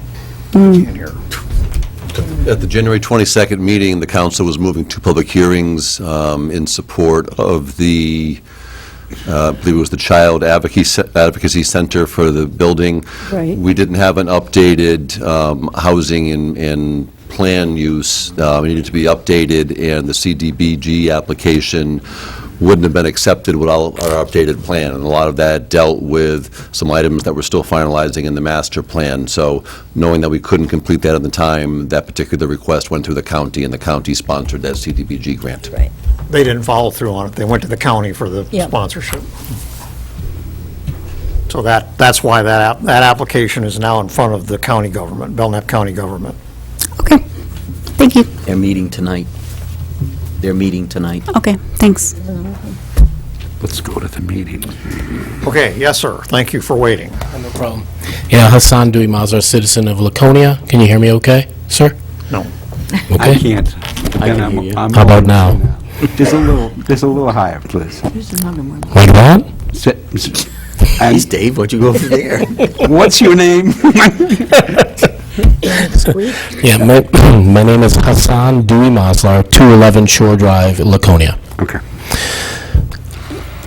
I'm making comment on the issue regarding Weirs Beach and Bike Week. My concern last meeting remains that I think what I heard in argument from the party supporting the group against the vendors, I see only one main thread, and that's competition. And to me, as a citizen, with no vested interest in any of these businesses, I'm concerned that that draws from the theme that the city has set up at Bike Week, which is it's a vendor sales opportunity for our entrepreneurs in this city. Whether they're big or small, to me, doesn't matter. And I think my concern is that it's protectionist from the bigger sales organizations, be it food or novelties or T-shirts, against the smaller. And so if there's a theme that was set up over decades of this evolution at Weirs Beach, which I've witnessed myself as a young man through today in this area, my concern being that if we've set up a theme for that as a community and we're going to turn away from that, okay, let's make that decision from this group to do that, to advocate for our larger investors in this area, which I advocate for, because that's commerce. Whether it's Flightcraft or anybody else, I'm all for it. So if the theme is to do away with vendors, the slippery slope, as Mr. Lippman highlighted, will slide all the way down to the sign, the Weirs Beach sign. I'm okay. If we want to do away with that, and we want to effectively gentrify how Weirs Beach and Laconia is seen from a marketing standpoint, okay. You're charged with that from this citizen. If, however, we're going to maintain vendors up and down there all the way through the Weirs, that's where we are. This group, from what I understand, has advocated for that because that's what I see as a citizen in that week. To me, it falls flat when Mr. Driscoll says it's like putting a coffee shop, a coffee stand, a coffee cart outside of the Wayfarer, because we've also made a decision as a community to support, for instance, the Halloween Pumpkin Fest. Pumpkin Fest has, in this parking lot, several vendors that are selling food just like restaurants, selling drinks and coffee just like restaurants. So I wouldn't advocate for as a citizen, for a coffee cart to sit outside a Wayfarer, unless you as a group said that's okay for commerce. once a week or once a day, 1 week of the year or once a day. It's about competition, and it's about data we don't know with regard to revenues. When I left here last time, I thought, okay, if a family or a business that's been here advocating for our community from a commerce standpoint is losing money, in the red, then maybe we have something more to talk about. That's what you all are charged with. But if they're losing less, if their profit has dropped, I have no concern for that. And I have no advocacy for that, and I charge you to not have advocacy for that. Because if it's an all-cash business, I pay taxes to the state. If I run a business, I pay taxes to the state, so it's all cash. You know what? I pay for that. And I think we're all tired of paying for that. So, the points are clear. This is protectionism, if not tortious interference. This young attorney can sort out that. This could be a legal challenge for this city. We don't need that either.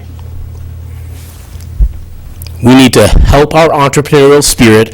That's what this place has been built on, like it or not. This citizen does, in fact, like bigger entrepreneurial spirit than smaller entrepreneurial spirit, but it's not about me and my judgment. It's about principle, that's what this city has been built on since I arrived here in 1973. And we have to decide if that's the theme we're continuing with or the bigger business. It's not my decision. I agree with you, sir. That yes, if there are issues with those boxes out there on the road, okay, let's make a thematic decision, a judgment about commerce for this city. We all advocate, I have, and all of you here advocate to get this city where it deserves to be on the side of this beautiful lakes. So take that into consideration as you go forth. I want them all to succeed. Ames, Flightcraft, Jimmy, in his little box of 10 feet. If they're going to sell T-shirts, go ahead. I don't buy them. But I want them to be sold to whomever comes here. So, thank you for that. Okay, thank you.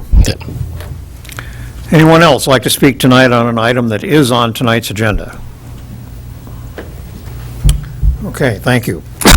We'll move on then to the manager's report. Mr. Myers.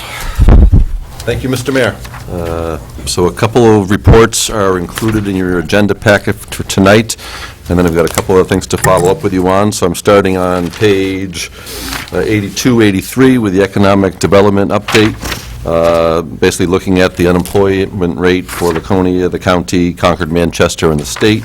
As is typical this time of year in the January figures, we see a little bit of an uptick, which is typically post-holiday season employment winding down. Latest report on the state of New Hampshire is showing a very strong unemployment number in terms of how low it is in regard to the whole nation.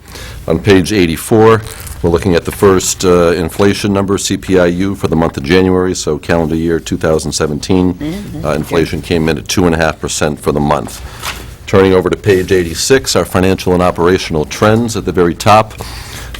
One of the factors, along with the CPIU, that we utilize for our tax cap calculation, which puts the limitations on the amount of money that can be raised year over year through property taxes, is the net gain in building permit value. April 1st to February 28th, it's probably February 28th to April 1st. Is that the end of the what we take in? The assessing year runs April 1st through March 31st, so we have the month of March to go. We're not going to go beyond April 1st, so chances of that figure rising. We currently stand at 16.4 million in the value, And then a year ago at this time, we had 30.3 30, million, and 2 years ago, we had 29 million. So we're down significantly in this 12-month cycle. And the reason that we use got a the couple April of weeks. 1st to the March 31st is that ties into the Department of Revenue Administration, and the assessing year runs that year. So that's why we use that particular figure. Yeah. It's tied in with the assessing and property taxes.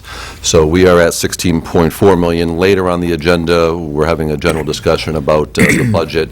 The number we've been estimating for the last month or two and putting this together is a $19 million value. So we're a little over $2 million short if you need to round up.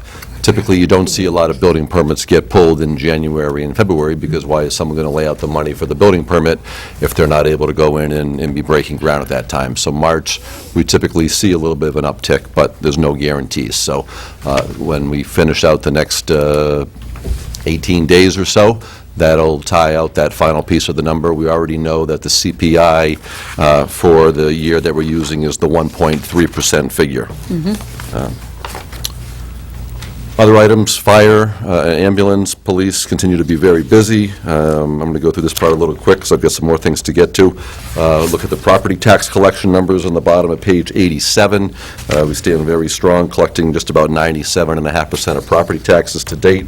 Motor vehicle registrations has started off the fiscal year, which was a July 1 start day, a little bit slow, but we have gained a little momentum in the last few months. You can see that we're running a little over 69% collection at this point. We're two-thirds of the way through the year, so to be on track, we would have to be at 66.67%. So we're a couple of percentage points above our estimated revenue there. And you can see in terms of dollars, we're about $50-something thousand, almost $60,000 ahead of the pace last year in the terms of actual dollars. On the bottom of page 89, you'll see our current impact fee totals.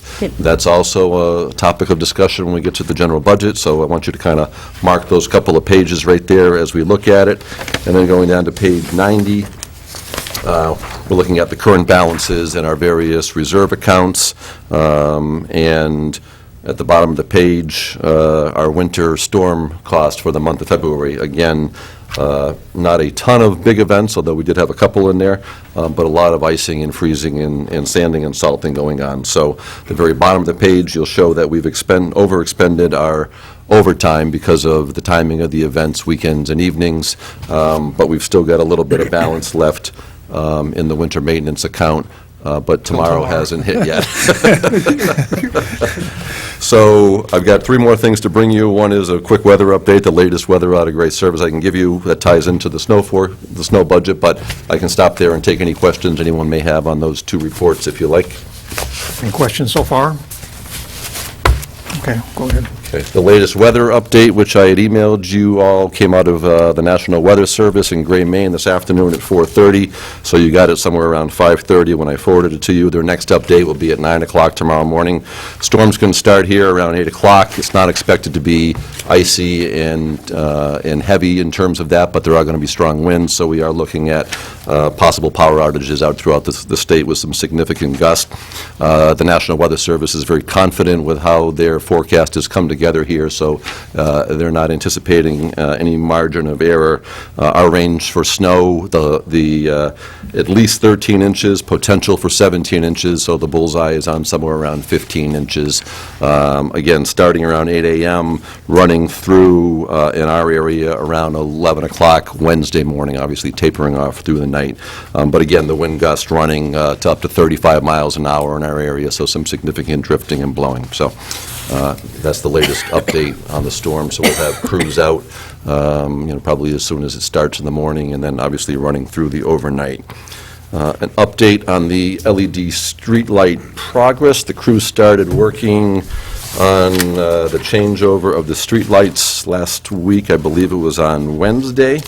And one of the interesting things is working with Siemens. As they change over the streetlights, there's real-time data flowing into a program that the city has access to. So as of 3 o'clock this afternoon, we had 18% of the city completed. So there are 2 crews working here, and in only 4 working days, Wednesday, Thursday, Friday, and then today, they've got a good chunk going right now. Streets, if anyone's interested, that at this point we believe are done or basically completely done: Warren Street, Merrimack, Shore Drive, Garfield, Tilton, and then Pleasant Street north of Oak. So as you're driving home tonight, if you want to cruise through one of those streets and compare one that hasn't been done to one that has been done, it might be a good time to do that. But we're thinking probably another 3.5 to 4 weeks. As they do update the conversions, they're able to import that data right to Eversource. So as fixtures are getting converted, we're getting the benefit of that new rate basically on the day it is. So even though it may take a cycle or 2 to catch up on the billing, knowing that data in real time, we'll be getting credit for it as they occur, and that's part of how they do that. So check out some LED lights. Are they inputting in their computers to send that to Eversource? Is that what they're doing? But it's not the light fixture itself? They're downloading it into a GIS mapping type of program, which we're going to get at the end of the day. So not only are we doing the conversion, we'll have a very comprehensive map of lights and locations and identifying, markers and poles and stuff for them. But that program also will upload that data for Eversource and repopulate. And again, we'll get the credit of the value of those lights that got changed today. We'll get the new rate on them based on the actual day of installation. That's good. Councilor. Scott, for the public's benefit, the net value to the city at large in terms of budget and the like is, we're estimating, I believe, $32,000 net savings in each of the budget years as a result of doing the financing. Is that right? Yes, it was the bid came in around $340,000. There was up to a $100,000 rebate from Eversource. We've got more fixtures, but we were capped at the $100,000, so the project is netting out around $240,000, $250,000. The number may fluctuate a little bit as part of what Siemens did for us as well, is go out and do a census of lights and make sure everything we're paying for exists and they're there. So that number could change a little bit. What you're taking action on later on is doing a 5-year bond for up to $300,000 for that project, which makes the principal and the interest payment in about the $60,000, a little over $60,000 a year. We're estimating to be saving a little over $100,000 a year, because right now we spend about $212,000, $215,000 on our annual streetlight bills from Eversource at a flat rate. That's going to be reduced by about 50%. We don't have to budget any more money. We're going to be able to reduce the line item in the budget for the streetlights. That'll cover the debt service for the 5-year bond, and there'll be positive cash flow within the budget going forward. So it was really a nice system. And these lights are all warranted for a 10-year period. So, the fact that we're bonding for a 5-year, all the lights are going on in March or April of 2017. It's pretty easy to run the clock on that 10-year window on it. So beyond if we are lucky to have 10-year lives on these, the benefit will be closer to $90,000. Yes, once the bond's paid off, we'll have that benefit. And then at some point, we'll probably want to put together a small fund to be a bulb replacement fund, because after the 10 years, and we fully expect them to last more than 10 years, but the replacement cost will be on the city at that point. So at some point after the 5 years, when the bond is paid off, it probably would make good fiscal sense to be putting up a little bit of a reserve account and feeding it away, so that when the time then bulbs start to go at the end of their useful life more quickly, we're not hit with one big bill all in 1 year. We've saved up a little bit in anticipation that it's going to happen. Are those still roughly around $300 a head piece? The installation and the fixtures, I think, came out to about $250? Yeah, I'd have to look. I didn't bring the sheet. So it was 1,400 lights times whatever ran into 300 and rounded up to $50,000. If you divide 1,400 into that, that was the cost per fixture, including the installation. Including the installation. Yeah. So whoever's quick on the math Ends up here. being a heck of a savings, that's for sure. Yeah, I mean, to have a payback period be on it less than, it's really in the area of 3 years with the rebate, and by financing it for the 5, we make it cash flow positive from day one. It's a nice project. I think the original quote was $350 per fixture, and it's down around $260. Oh, wow. So about $260 per fixture, including installation. Subject 3. Subject 3 is the Lakeside Avenue project. So I put a sheet on everyone's desk at the start of the meeting. It's I believe it's 5 pages. What I would ask you to do is to turn to the last page and work forward, because it actually runs in kind of a reverse order. And we also have our Public Works Director, Wes Anderson, here, too, can jump in and answer questions that I may not be able to. The initial request of the city was to kind of get a back-of-the-envelope estimate from Eversource, strictly for some budgeting purposes, to see if putting the utilities underground in the weirs was at a price point that made sense to do it and was affordable. And this was not a detailed estimate, and you can look back to February 1st of 16. So over a year ago, we said, kind of give us a ballpark number. The reason it was only a ballpark number is because they weren't going to go in and invest a significant amount of time to do a design and put all the labor cost and everything into it if the city had no intention of doing it. So they started off with a 30,000-foot view number, so we thought, and you can see there in the second paragraph, they had estimated $449,000, and that was for the original scope of work. That went from the Weir sign to Tower Street. Right. Okay, so that was a little over a year ago. Now, does that include, or did that include the installation of the conduit? That was not for the conduit. The conduit was by the construction. So that was for Eversource to design the system that needed to go underground, pull wires, and then put in new transformer pads and whatever to energize the system. And take down the existing poles? Take down the poles. All right, so... The hookups to the private residences were separate from that. The installation of the new streetlights was separate from that, because we're taking down the big poles and we're putting up the 16-foot or the 18-foot, black lantern. So that was strictly Eversource's material to design it. The material that went into the ground that Busby used to create put the conduit in, and then to come in and pull the wires either themselves or with subs. Okay. So that was their estimate, was the $449,000. So if you go to the middle page of it, this was for, once we gave them the go-ahead, yes, the city is serious about doing this, and we were going to pony up some money to allow them to go in with the appropriate staff and design the conduit system and how they were going to connect and where new pads were going to have to go and where these are the smaller transformer boxes that we worked with the private entities.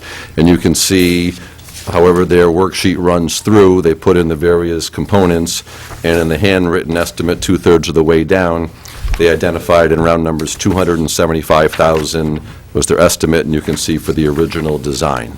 Where are you? I'm on the third page. Third page. So we started on the back page, now we're on the third page? Yes, because then on the front page, we go to the project, including the Tower Street, the next leg to it. Okay. So $275,000 was...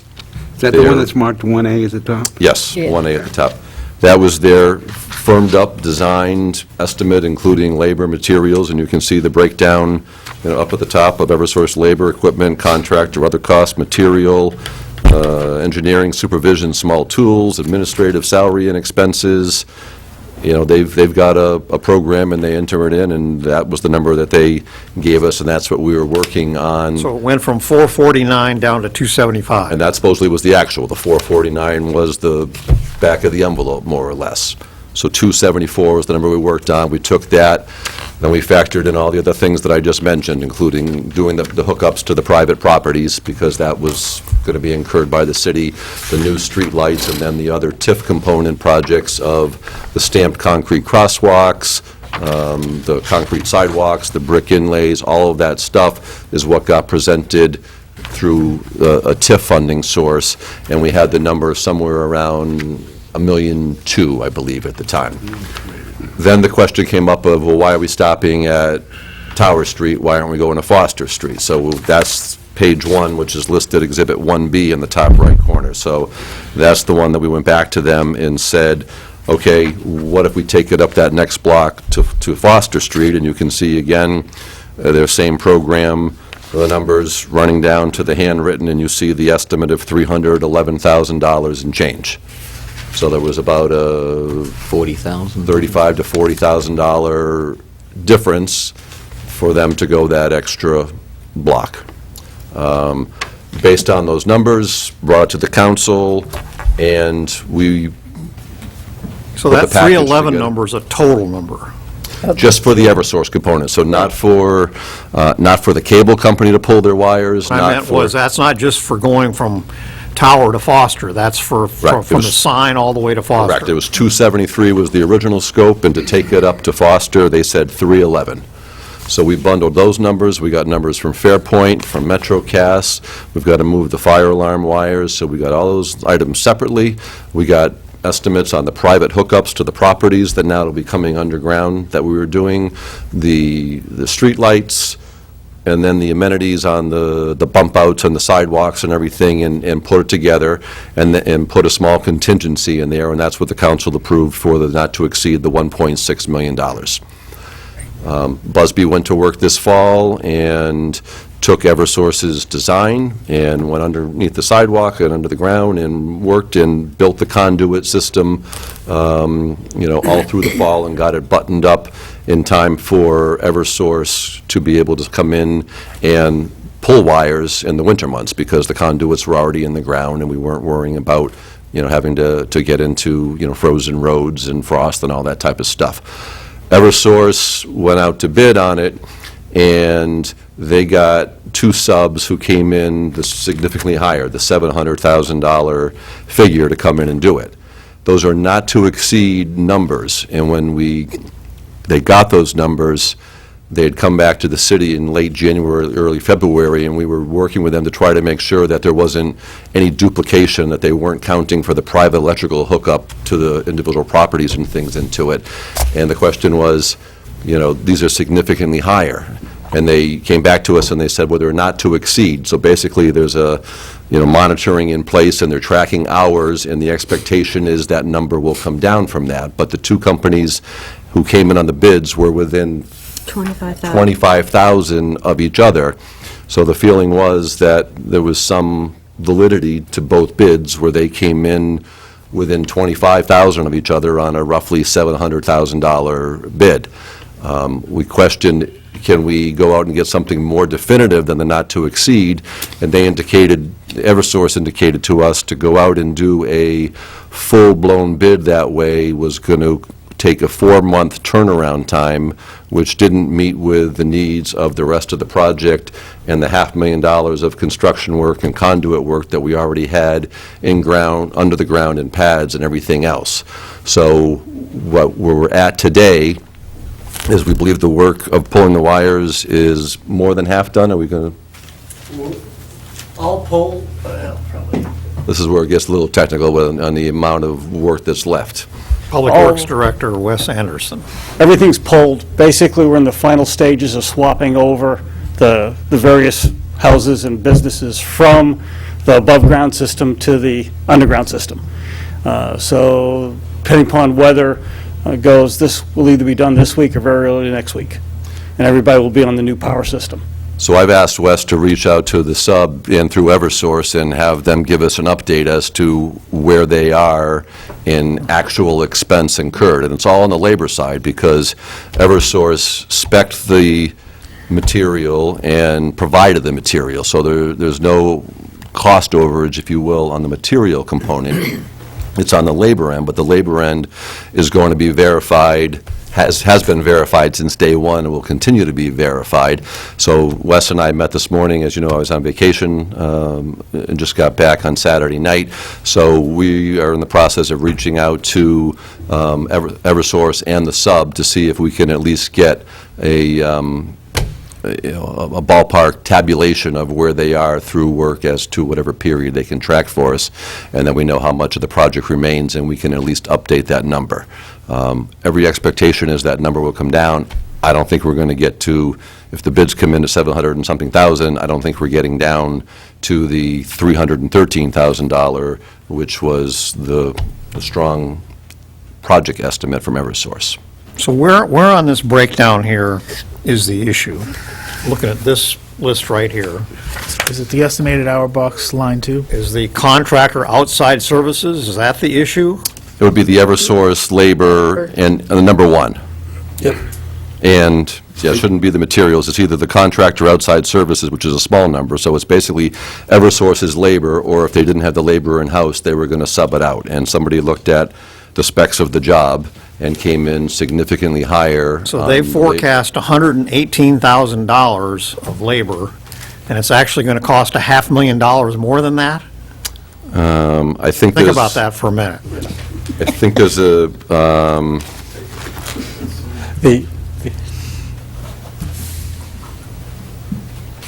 Because I'm not looking at the whole 311, I'm looking at just the part that they say blew the budget, and that appears to be, you know, like, even if you add a contract outside services, you're talking less than $130,000. Yep. So how could that be off by almost I $500,000? think there's a component of that, you know, probably is tied into the payroll and the benefits with the wages to it, but, I mean, you look down at the bottom on their overhead rates, you know, a chunk of it is payroll benefits, but, yes, I mean, that's what we're looking at, is that number was the estimate, and the two bid on the actuals came in significantly higher than that. So the bids have detail in terms of, are they just a line item, or did they give detail in terms of behind their bid? The two who bid on subcontracting this, I haven't seen those two bids. I haven't seen them They're either. dealing with Eversource. What are the on that. subcontractors doing? They're basically picking up the materials from Eversource, and they're doing everything Cable. from the cable, the transformers, and they're running the cable and doing all the connection to the Eversource, and then running the cable that goes from the transformers to the meters. From the meter into the house, whatever we had to do was being done by a contractor through Busby to do that final connection into the panel box in the house or business. I just want to, is the mayor right? And the $118,000 figure is now really $500,000? That's More than really- $600,000. More than that. That's what we're really talking Well, about? guaranteed maximum, $600,000. The guaranteed maximum of the firm that was selected was $540,000. That was the actual price from the person who's doing the installation right now. So what, from a timing standpoint, I'm not, the date on this document is 12/1, page 1. That was the required by By date. date. They had that sooner. Oh, okay, I'm sorry. So I guess what I'm trying to understand is the timing of this, from a standpoint of, they gave us this document when? In October, late October, this is the document that we used to put together that final presentation to the council. All right. For it. So they had this information gathered by the 1st of November? Before then, before that then. last week in October. Okay, last week of October, okay. And did they ask for money down then, at that point in time? I don't know timing-wise, but they asked for $311,000 roughly. I think we paid last summer. We paid some money up front in order for them to go through and perform the detailed design, which they spent We gave them 4 to 6 weeks on to go through and do the design. So we've already paid them $300,000? We paid them $326,000 and a little bit. First deposit was $15,000, then it was the follow-up with $311,000. So where's the design work on this sheet? Design was Was a it separate separate? entity. Okay, different budget? Yeah. Okay, all right. So then my next question is, again, trying to put the timetable together here. So last week of October, we've got this number. We make a decision based on this number. Correct. Okay. When did they go out to find out what the subs were going to charge? I would say sometime in December, late, first part of January, because we got the information from Eversource on the cost increase on or about And when did the January subs 24th. start working? Timing-wise, it was February, and don't quote me the exact date, but it was on or about the 10th to the 15th of February. And lastly, when did they notify us, oops, we're off by $500,000? January 24th. Before they started. Okay, so it was before they started work, We just found that. before the sub started work. Oh, Correct. by the way, if you really want us to do this, it's going to cost another possibly Right. $470,000. And at that point, we had over $500,000 of ductwork in the ground. And what was that for? That was to run the cables through. That was all the pipe that the... Conduit. The conduit, yep. That cost $500,000, the conduit? Correct.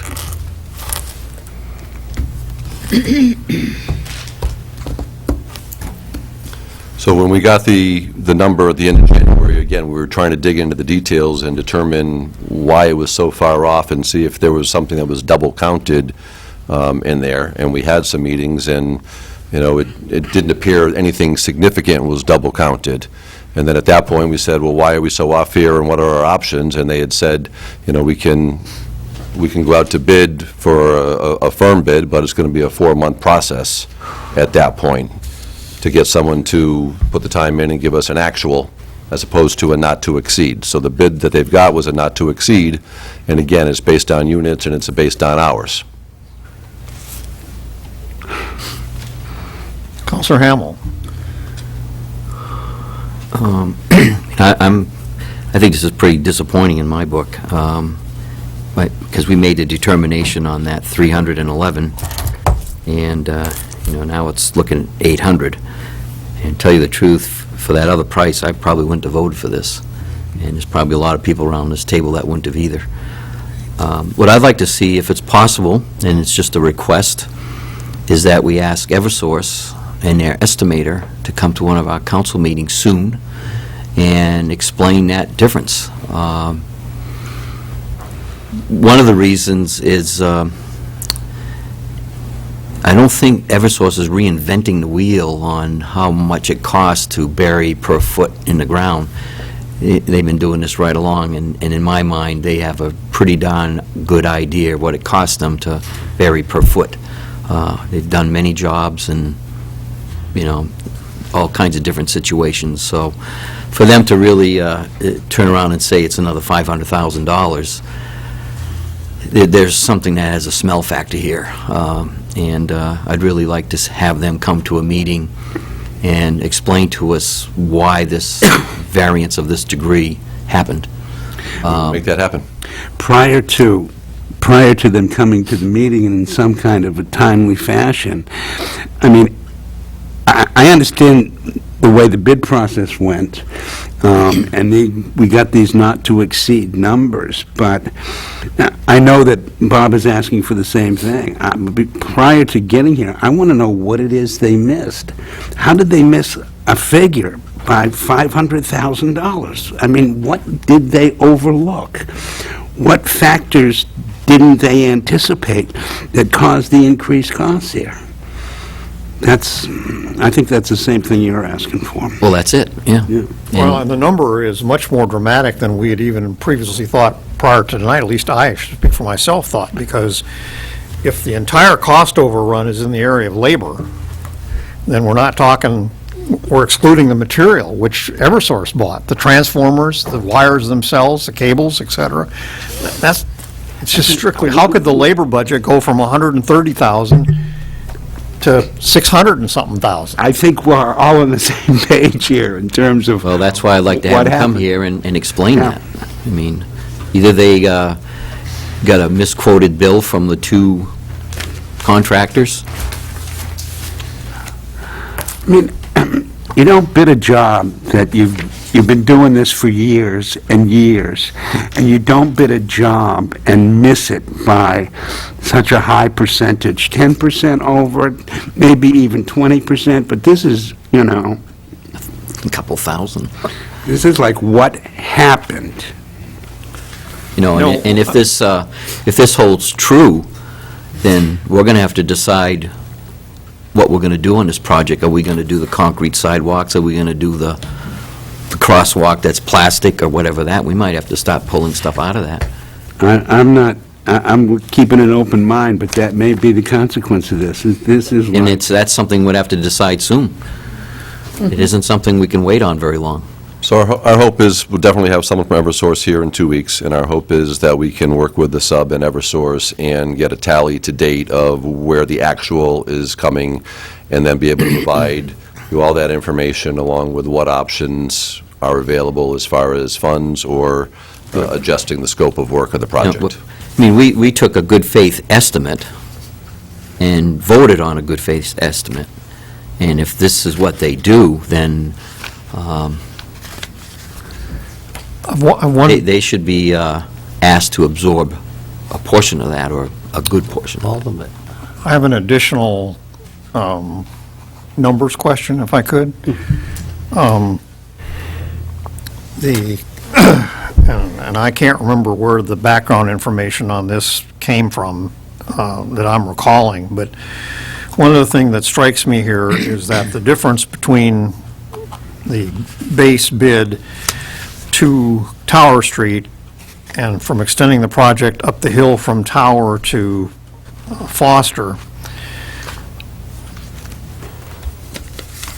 somebody told, maybe it was you and I the day we were out there, somebody told us that the cost for that extra block was going to be much higher on a per linear foot basis than the rest of the project, because there was a concentration of restaurants in that block, both sides of the street, and it was going to require significant transformer capacity to be able to meet the electric needs of those of that block, because there's 4 restaurants or whatever it is in that block that all have, full kitchens and whatnot. It's all three-phase up Yeah. through there instead of the So standard. if that's true, the price, if I'm reading this correctly, on these 2 bids here only went from $91,000 to $102,000.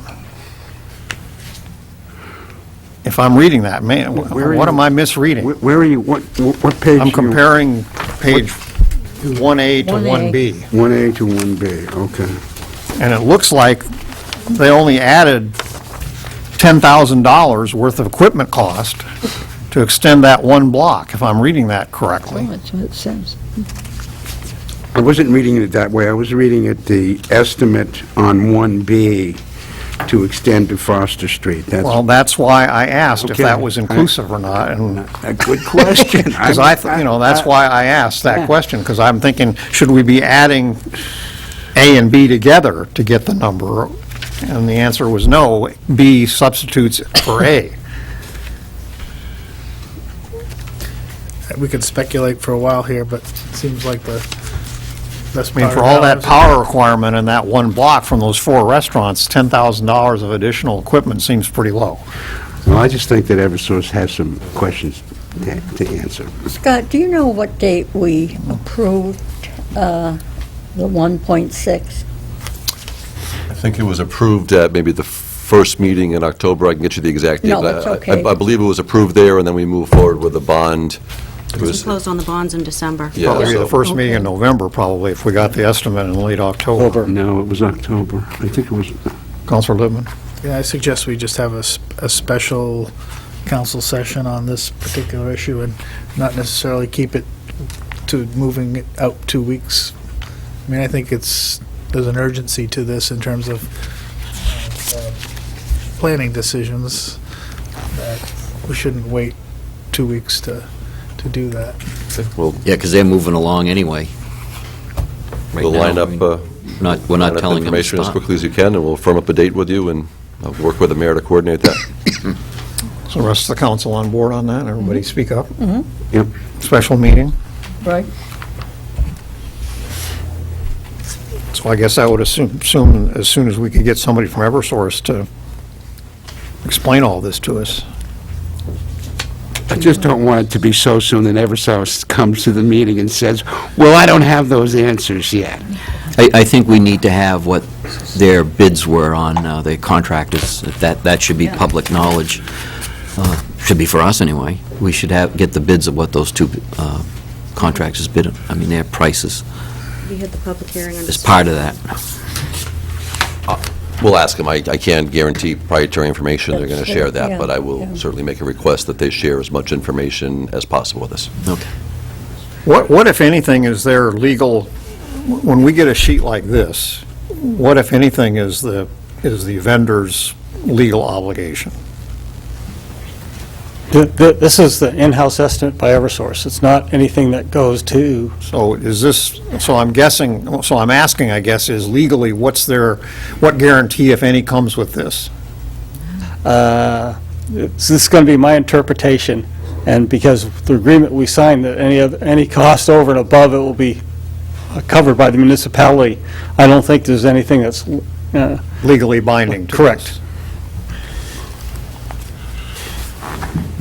I guess then I think we might want to have council available after our discussion with them to, Probably have them there for the meeting. well, we don't want to, I think we want to escalate to a legal situation. No, but at least he can before we- hear firsthand what's happening.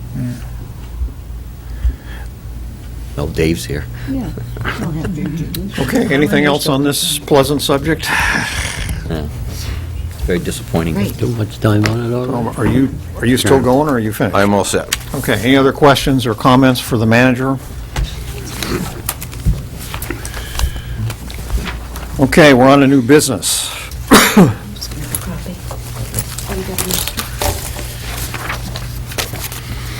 Item number 1 under new business, which is on page 91 of your packet, introduction of ordinance 2017-221-01, amending Chapter 221, Vehicles and Traffic, Paragraph 221-13, Trucks over certain weights excluded. Are you going to lead off on this, Mr. Myers, or? Sure, and I can defer to Wes, but this is basically dealing with weights of truckloads in the spring during the fall when there can be some challenges and damage to roads. So this is looking at a staff recommendation that seasonally we're allowed to post certain roads for a weight limit. We've done some comparison to neighboring communities, Alton, Belmont, Meredith, and Moultonborough. They limit their roads to 12,000 during the spring, while Guilford limits theirs to 20,000. Gravel roads are impacted as well. So therefore, we're looking to have permission when warranted by staff, and authorized personnel who could post the weight limits would be the Public Works Director, the Assistant Director, or the City Manager, to be able to have a limit of 20,000, and having council approval or adoption of that gives us the authority to go ahead and post it. The governing body needs to approve it. So you could take action on this tonight, where it says on the back of page 92, or you could move this again to a future agenda and take action at that time if you chose to. But there's no kind of a public hearing or anything specifically required for this. Is there anything urgent about this? Well, we are coming into mud season. Barring tomorrow's weather, we are looking for spring to be coming sometime soon, so if there were some So this roads- would require just one reading? Yes. All right, before we get to any possible motions here, what's the will of the council on this? Can I ask a question? Sure. So are we talking 20,000 pounds on any road? Is that what this is saying? I think we'll be posting specific roads, and I'll let Wes give you the details on that. You can either post specific roads, or you can post it at entrances to the city and make it 20,000 on all roads. I guess before we do all roads, I'd like to make sure we're not going to run into, oops, that there's something that we need to have come through here that we depend on with either our industrial parks or whatever that, is going to affect commerce in the city here. But I mean, in terms of 20,000 pounds on specific roads, that doesn't seem to be a concern, but to do every road without knowing whether there'll be any issues with major... If you drop the weight, usually it's like on side streets, they don't have the base to hold a... Don't we do this every year? No. No, we haven't done this before. No. So you could certainly adopt this tonight if you wanted, knowing that we are going to have some challenges coming up with the weather in the next couple of weeks, but on specific road and not make it citywide posting. If that's the intent of the council, then we can certainly do some additional outreach to potential parties that might be impacted, and if we wanted to amend that in future years, and we're talking just during the spring thaw type of period. I just want to make sure we don't create an issue. So I guess in terms of giving you a sense of the council, yes, it makes sense to protect the roads that are vulnerable, but let's just not implement something that we don't know is going to cause a commerce concern for it. But again, if you look at the paragraph just up on the bottom, on the first paragraph up on the bottom, page 91, we are authorized to be able to grant written exceptions to it as well. So if there was a situation where someone said, I've got vehicles coming for this period, we've got that ability in with it as well. So I think we would certainly take a common sense approach and look to do no harm to commerce while protecting our roads to our best of our ability. So what's the sense of the council? We have two options tonight, really. One is to table or to pass as submitted. Can I ask a question? Wes, the industrial park up there, if they're moving in lathes or what equipment is that, would that exceed that? It really depends upon how the truck's loaded and how they bring items in. Generally, this was set up so to give us the ability to do individual streets and the whole city, whatever we want to do. So it really, the ability to do it in the future is how we want to implement it. It just gives us that flexibility. Well, I don't see any reason why we wouldn't pass this tonight and be done with it. Why we shouldn't? Why we shouldn't pass it tonight, be done with it. All right, well, I don't hear any Manager sentiment and for, West, too. is there any sentiment for, somebody wants to make an argument for tabling tonight?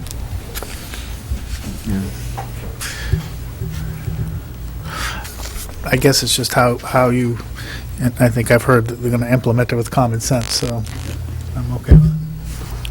Okay, I'm going to motion for the record, since we haven't discussed this before and there's every possibility we're going to pass this tonight, I'm going to quickly read this ordinance so everybody knows exactly what we're talking about. So if you'll bear with me for a second, and then we can get to motions. This is ordinance 2017-221-01. An ordinance amending Article 2, Traffic Regulations, Chapter 221, Vehicles and Traffic. The City of Laconia ordains that the ordinance of the City of Laconia as amended be and further amended in Chapter 221, Vehicles and Traffic, Paragraph 221-13, trucks over certain weights excluded as follows. Chapter 221, Vehicles and Traffic. Paragraph 221-13, trucks over certain weights excluded. It shall be unlawful for any person to drive any bus, combination vehicle, commercial motor vehicle, heavy truck, motor truck, semi-trailer, tractor-trailer, or any other similar vehicle, except a passenger vehicle and any passenger vehicles drawing a trailer or towing any other vehicle, through or upon, except for local deliveries, any street or parts thereof where the weight of such traffic to pass through or upon such streets has been prohibited by the lawfully installed traffic control, by a lawfully installed traffic control device. During the spring thaw period, the load limit on city streets shall not exceed 20,000 pounds, 10 tons, gross vehicle weight rated. Such load limit shall be posted by the Department of Public Works as required by this section. Exception to this limited may be authorized in writing by the city manager, director of public works, or the assistant director of public works upon receipt of written request. This ordinance amendment shall take effect upon its passage. So this would go into effect tonight. So an order would be, a motion would be in order then to approve ordinance 2017-221-01 as presented. So moved. Moved by Counselor Bear, second by Counselor Bullock. Any discussion? All those in favor of adopting this ordinance, please raise a hand.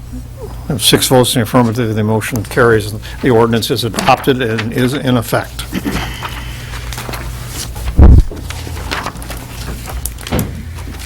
Okay, item number 2 is a request from Tritanium Sports to hold a City on the Lakes Tri-Festival at Opeechee Park, Beaches and Parking Lot and Smith Track from August 9 through 14, 2017, from 7 a.m. to 5 p.m.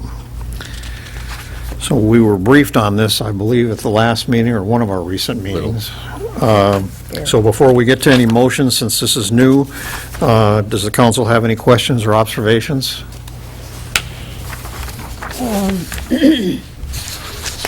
This is going to be the beaches and the park at O-Pee-Chee for the entire day during one of the hottest weeks of the year. Is this going to impact on the usage by citizens, children, et cetera? It's not one day, it's the 9th through the 14th. Who said that? The week?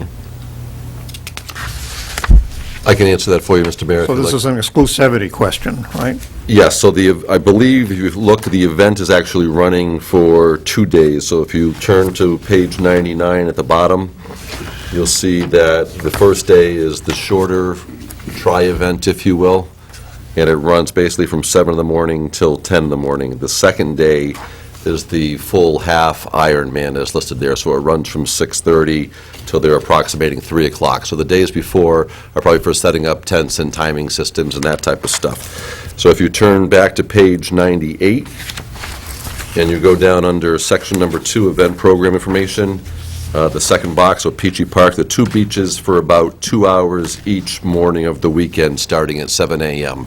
So the swim comes first in these tri-events, starting early in the morning. They plan on getting the swim done and out of the way, and the beaches should be available for the public 9 o'clock in the morning on. The rest of the course is either the run or the bike.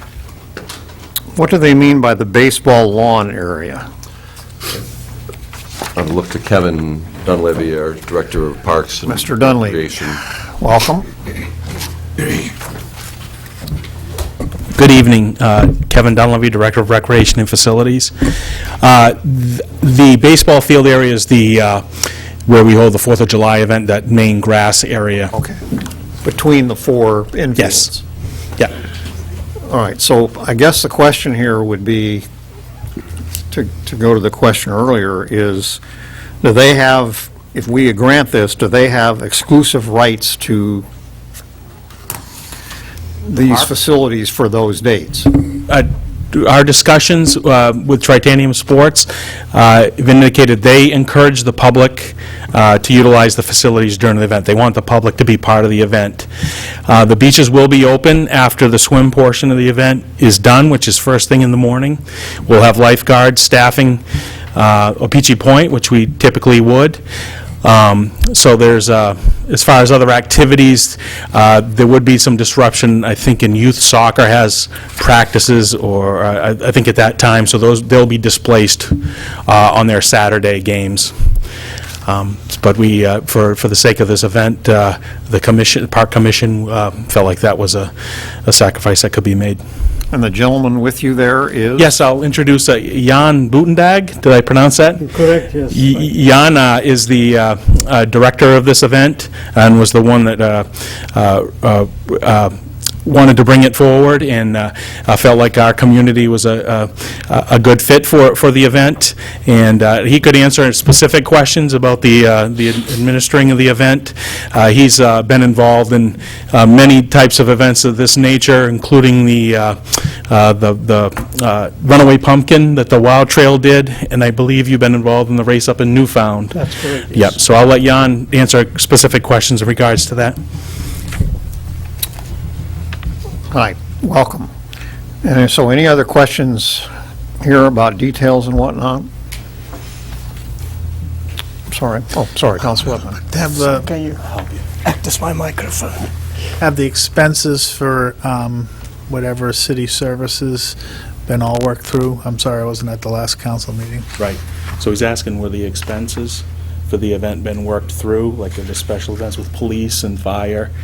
And so those expenses, you've had discussions with police and fire, correct? Yes, that's correct. We had discussions with police and fire, and they both support our application. I understand they support the application, but in terms of the amounts that they're going to be looking for you to reimburse the city for, It those went to all- the Special Events Committee, and Kevin was on vacation the week before, but it went to Special Events Committee 2 weeks ago and got a conditional approval. So again, Parks Commission wanted to at least forward it to allow them to advertise and promote. Special Events Reviewed, which has police and fire, they'll be in the midst of identifying expenses and providing the expense that's going to be incurred to the promoter, and the city will be receiving those funds in escrow prior to the event. Some of it will be Laconia, and then they're working, 'cause I believe the bike race goes all the way over to Bristol. That's correct. So they're working with communities in the region to be identifying different needs on the certain days. But very specifically, we will identify our needs through police and fire, and that money will be in the city's hands well before the event. And we also, the Parks Commission assessed a special events fee for this as well through their user fee schedule. Counselor Hamel. Yeah, what Henry just brought up is a concern of mine also, as far as the fees, because of what happened there last year at Bike Week. We took a pretty big bite out from that, and I think definitely needs to be an escrow before it happens. Not like half now, half later, whatever. Lesson learned on that, and once we got the approval to go forward, we'll firm up those costs and work with Okay, them. will this gentleman have a, in talking with the police and fire, will he have an estimate of how many people that they expect to need to man this event? Yes. And how, do we know? I don't know if they've gotten to that detail. I know police and fire were both represented at the Special Events Committee, so I'm sure they're breaking down the detail. The one on Saturday is relatively small and is self-contained, within Laconia, and it's over in a couple of hours, so that one would be relatively small. The other one has longer distance for the run and the bike, but again, some of that goes outside of our city limits, and the promoter would be working with other agencies for the appropriate needs in those communities for traffic crossings and safety in those areas. I'd like the council to be informed roughly how many people from fire and police are going to be on that detail.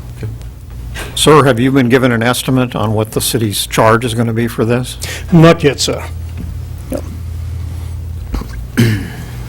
When will that happen? When it get through at the technical review?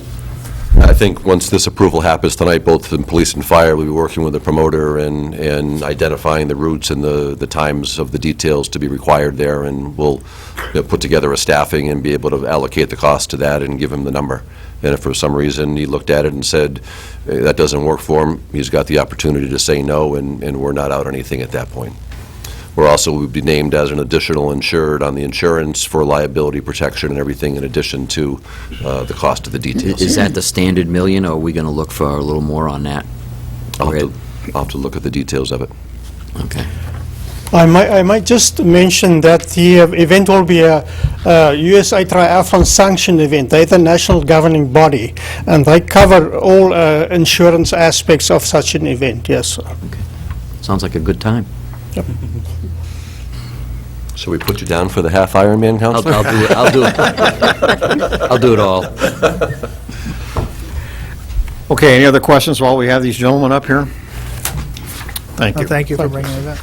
All right, a motion would be in order to approve the request by Tritanium Sports to hold an event, a triathlon event, called City on the Lakes Tri-Festival at O-Pee-Chee Park, Beaches, Parking Lot, and Smith Track from August 9 through 14, 2017, from 7 a.m. to 5 p.m., with a percentage of the profits to go to the WOW Trail. So Move. Moved by Counselor Bear, seconded by Counselor Hamel. Ladies first. Ladies first. Any discussion? All those in favor of adoption, please raise a hand. We have 6 votes in the affirmative, and that motion carries. Thank you. Thank you, sir. Okay, next up is a first reading of Resolution 2017-06, relative to authorizing bonds and notes of the city for street light conversion to LED lights in the amount of $300,000, and to schedule a public hearing on March 27th, 2017, during the regular city council meeting. And Councilor Lippman, are you going to take the lead? Well, I guess technically the way this works is we've got a plan of financing which will follow at the public hearing that you're going to have for the project itself. Is that correct? Just we're moving this to the public hearing. Correct. So this is moving the waiving of the reading the resolution in entirety, and then moving it to a public hearing 2 weeks from tonight for the purpose of issuing the bond of $300,000. And then once the council gives approval, would come back to the finance committee to, again, restate the purpose, the length of the bond, the interest rate, but That was all listed on page 106. So that was the meeting of the Committee of Finance, but after the Right. council gives approval, I think you would just reaffirm that again. So I don't think we... This was saying pending.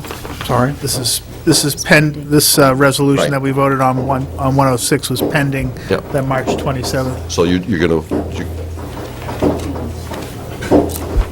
Fireworks. They're shooting at us. So you'd be moving to waive the full reading of the resolution and do it by title, and then to be moving this to the public hearing. So I would just ask, because correct me if we have done this already and I'm not remembering it, but if you could just give us the details of what's being recommended here? So... We're borrowing $300,000. We're recommending, should the council approve the project, which we had conceptually given direction to, at our March 27th council meeting, then the plan of finance that would support that was what was considered by the Finance Committee on March 7th. So the resolution is So I on believe page you go on page 106. 106 is the resolution relative to 107. 107 is on our, is a resolution relative to authorizing bonds and notes for of the city for city light, street light conversion to LED lights in the amount of $300,000. And For a term not to exceed 5 years. correct, which is, Which I think the city manager mentioned earlier. And the interest rate on page 106 is listed as the city was, the successful bidder was the 2.15% was the interest rate for the 5-year bond. that's right. And we went out to bid on that, and that's a locked number pending a So second. the plan would be to simply borrow this from a financial institution or sell bond, just borrow it? Yeah. They may go out and issue a bond for type of stuff, but we went and received 4 or 5 bids from... Okay, any 4 bids. questions or comments before we get to motions here? All right, first motion be in order then would be to waive the reading of Resolution 2017-06 in its entirety and to read by title only. Councilor moved. Lippman makes that motion? So moved. Right, Councilor Bounds. All right, so we have Councilor Lippman making the motion, seconded by Councilor Bounds. That's That fine. works, too. Okay? It's your baby. We always give preference to the chairman of the committee on Yeah, these things. I get that. Turf situation, okay. All right, any discussion? All those in favor of waiving the reading, please raise a hand. You have 6 votes in the affirmative, and that motion carries. Next up, then, would be a motion by Councilor Lippman again to move a first reading of Resolution 2017 relative to authorizing bonds and notes of the city for street light conversion to LED lights in the amount of $300,000, and to schedule a public hearing on March 27, 2017, during the regular city council meeting. Seconded by Councilor Bounds. Any discussion? All those in favor of passing on first reading, please raise a hand. Any opposed? I raised it, you weren't looking. I'm sorry. We have 6 votes in the affirmative, and the motion carries. Thank you. Okay, our last item of new business tonight is budget overview. Mr. Myers. Thank you, Mr. Mayor. So this was a discussion that the council had requested during our goal setting, which was about last year at this time, and talking about having some input prior to the budget being presented and get an overview of what's driving it and have the council be able to identify some priorities that they would like to potentially see included in the budget. So the plan is to be presenting the budget at the first meeting in April, which I believe is April 10th. I've already indicated tonight that we are using the 1.3% annual CPI number, which was from the January through December annual period. We're also right now targeting $19 million for new construction value as an estimate, but again, that number hasn't materialized yet, as you saw earlier tonight at the $16.3 3 or 4 million level. Based on the 1.3% CPI and the new construction value I'd shared with you on the city side, that would allow new spending to be raised by property tax dollars not to exceed a little over $371,000. I'd also shared with you several times earlier this year, probably late last year, that our not-to-exceed insurance number came in at a 6+%, just short of 7%, and that equated to approximately $175,000, all things being equal, on an increase in health insurance, and that the New Hampshire retirement system had increased rates effective July 1, and that across all general fund budgets is approximately $200,000. So, you know, right there, if you do the simple math, a not to exceed of health insurance and an increase in the retirement system comes in at $375,000, and that ties in with the tax cap. Again, non-property tax revenue also can be expended with the budget and is separate from the tax cap calculation. So that being said, items that were requested by staff that aren't necessarily in the current budget. Fire staffing. We again tend to be a very busy department, and the medical calls, discussion about staffing increased 1 firefighter per shift to bring it up to 10 per shift. Discussion about doing 4 firefighters, doing no firefighters, doing 2, phasing them in partway through the year to kind of step the increase in. So I'm just putting that out for you. We are using, within the budget that I'm working on with the finance director right now, the final $85,000 that was remaining in the SAFER grant stabilization account. So as we had said, we were going to drain that money last year. We used, I think it was $60,000 or $65,000. The remaining $85,000 will flow out of that, as we said, so that it frees up some dollars for other items in the budget. And I can take these individually, or I can kind of run through the laundry list here. What's the council's preference? You want Just an to idea. stop and go, or go through the whole thing? No, we get an overview. I'm sorry? We've got an overview now, so I think we deal with it as we go along. Go ahead. Okay. The Chamber of Commerce has requested a $20,000 line item in the budget, and basically that would be used to offset police, fire, and public works cost for the Pumpkin Festival. So right now, we've billed them out for the details, and it comes in a little bit under $20,000. They've made a request that the city include $20,000 in the budget, so in essence, the city would be picking up the hard cost for those overtime details on the day of Pumpkin Festival. At this point, I have not included that in the budget that I'm working on, but that is a new request that has come in that we have not seen before. Where was that, Scott? Yeah. Number 2, Lakes Region Chamber of Commerce. Oh, okay, yep, thank you. I'm sorry, I didn't number it, but the second bolded one down. Yep. Do we have a financial statement from the Chamber of Commerce on the Pumpkin Fest? I don't know that I've seen one from the Chamber. Certainly could request it of them. What did that, what were the fees that we reversed back to them on for safety services, and did we get paid for that? I think it was just under the $20,000, and that's where they came up with the figure. And we have not been paid yet, but they're waiting on one grant that is a certainty grant, and we are being paid when that grant comes into them.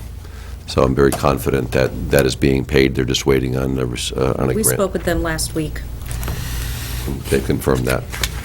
The impact fees, which were in your report in the agenda packet tonight, those are what are currently available, and if the council was looking to expend those for the various departments, they are available as well. We would anticipate closing on the sale of the Lakeport Fire Station in this fiscal year, so prior to June 30th would be the anticipation.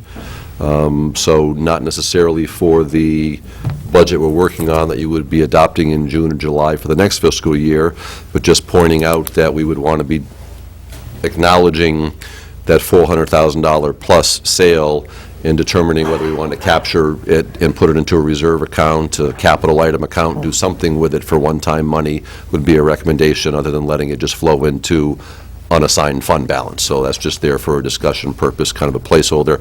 We are going to pick up a few expenses through the surveying of the lots and the boundary line adjustments. We've got to relocate some fire alarm equipment that was running to that station. We paid for the appraisal out of pocket, so I'd like to kind of back out any associated expenses, and that's why we said the $400,000, plus, to be captured and done something with. Where's that equipment going to be located that's there? We're moving it to an underground, out of the building, into a transformer box with a couple of ballards on it. So basically, we'll stay, within 10 or 15 feet of where it is. It just won't be located inside their building. It'll be underground in a vault or what? An above-ground above-ground. vault with a couple of ballards for protection and stuff. So we're not relocating at a great distance. We just would be pulling it out of the building and putting it in a standalone cabinet. Also, just to go back up, the impact fees, is there any of those that are time-sensitive with the date that We've still got a couple years out, and those are the relatively small money, so there's not the need to do it, but again, the budget is challenging right now, so the opportunity to use some impact fees certainly could assist in that. We think we would be closing on the property that we're selling to Irwin Marine in the next fiscal year, so we would close on the first one. It would wrap out Lakeport Landing's lease and tenancy in the current building. The anticipation is that we would be closing on that somewhere in fiscal year 18, so we certainly want to recognize that approximately $500,000, again, for the same reason of, do we want to put it in a reserve account, a capital account, something like that, just to acknowledge that it's kind of one-time money. Currently, the city has a $1.50 surcharge per vehicle. By state law, you're allowed to go up to $5 on that if you're using it for transportation improvements. There is a bill that just passed the House the other day that now will be going to the Senate, which would allow it to go to 10. I think the reason they did that is the original $5 charge went into place somewhere in the late 90s, I believe, and they just said it's not keeping pace with buying power and inflation, so they were looking to do it. It's purely enabling legislation.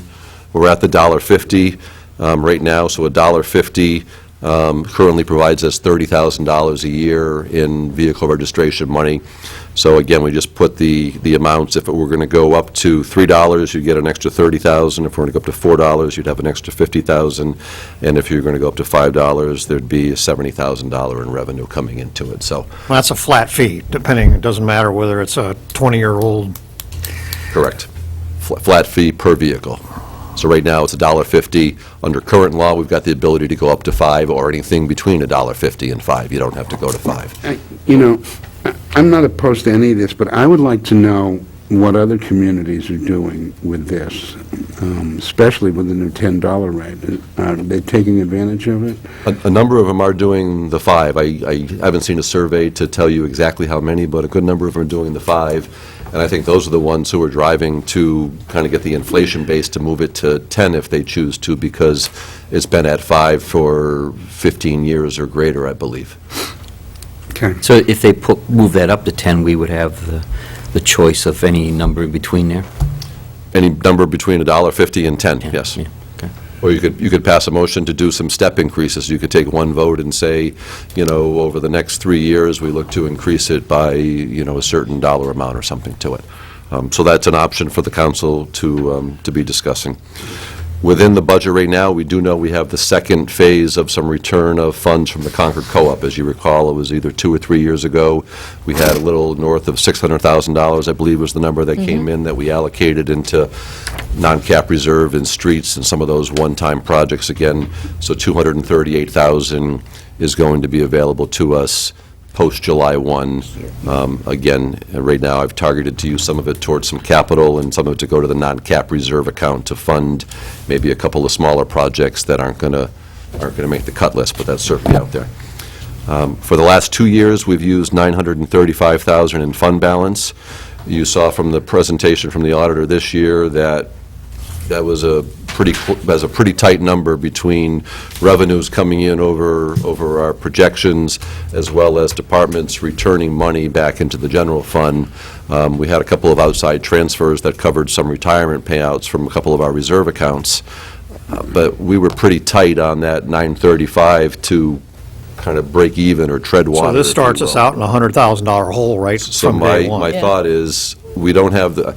When you think about motor vehicle registrations, if you look in your packet tonight and you see the trend of the actual dollar amount from 2011 or 12 to where we are now, I think that was a direct result of the downturn in the economy in 2007, 8, 9, 10, people didn't change their vehicles over at that point, and we saw that. So I don't think we can continue to grow that motor, or we can't expect that motor vehicle number to grow at that same pace. So I believe, revenues are going to start to slow down a little bit.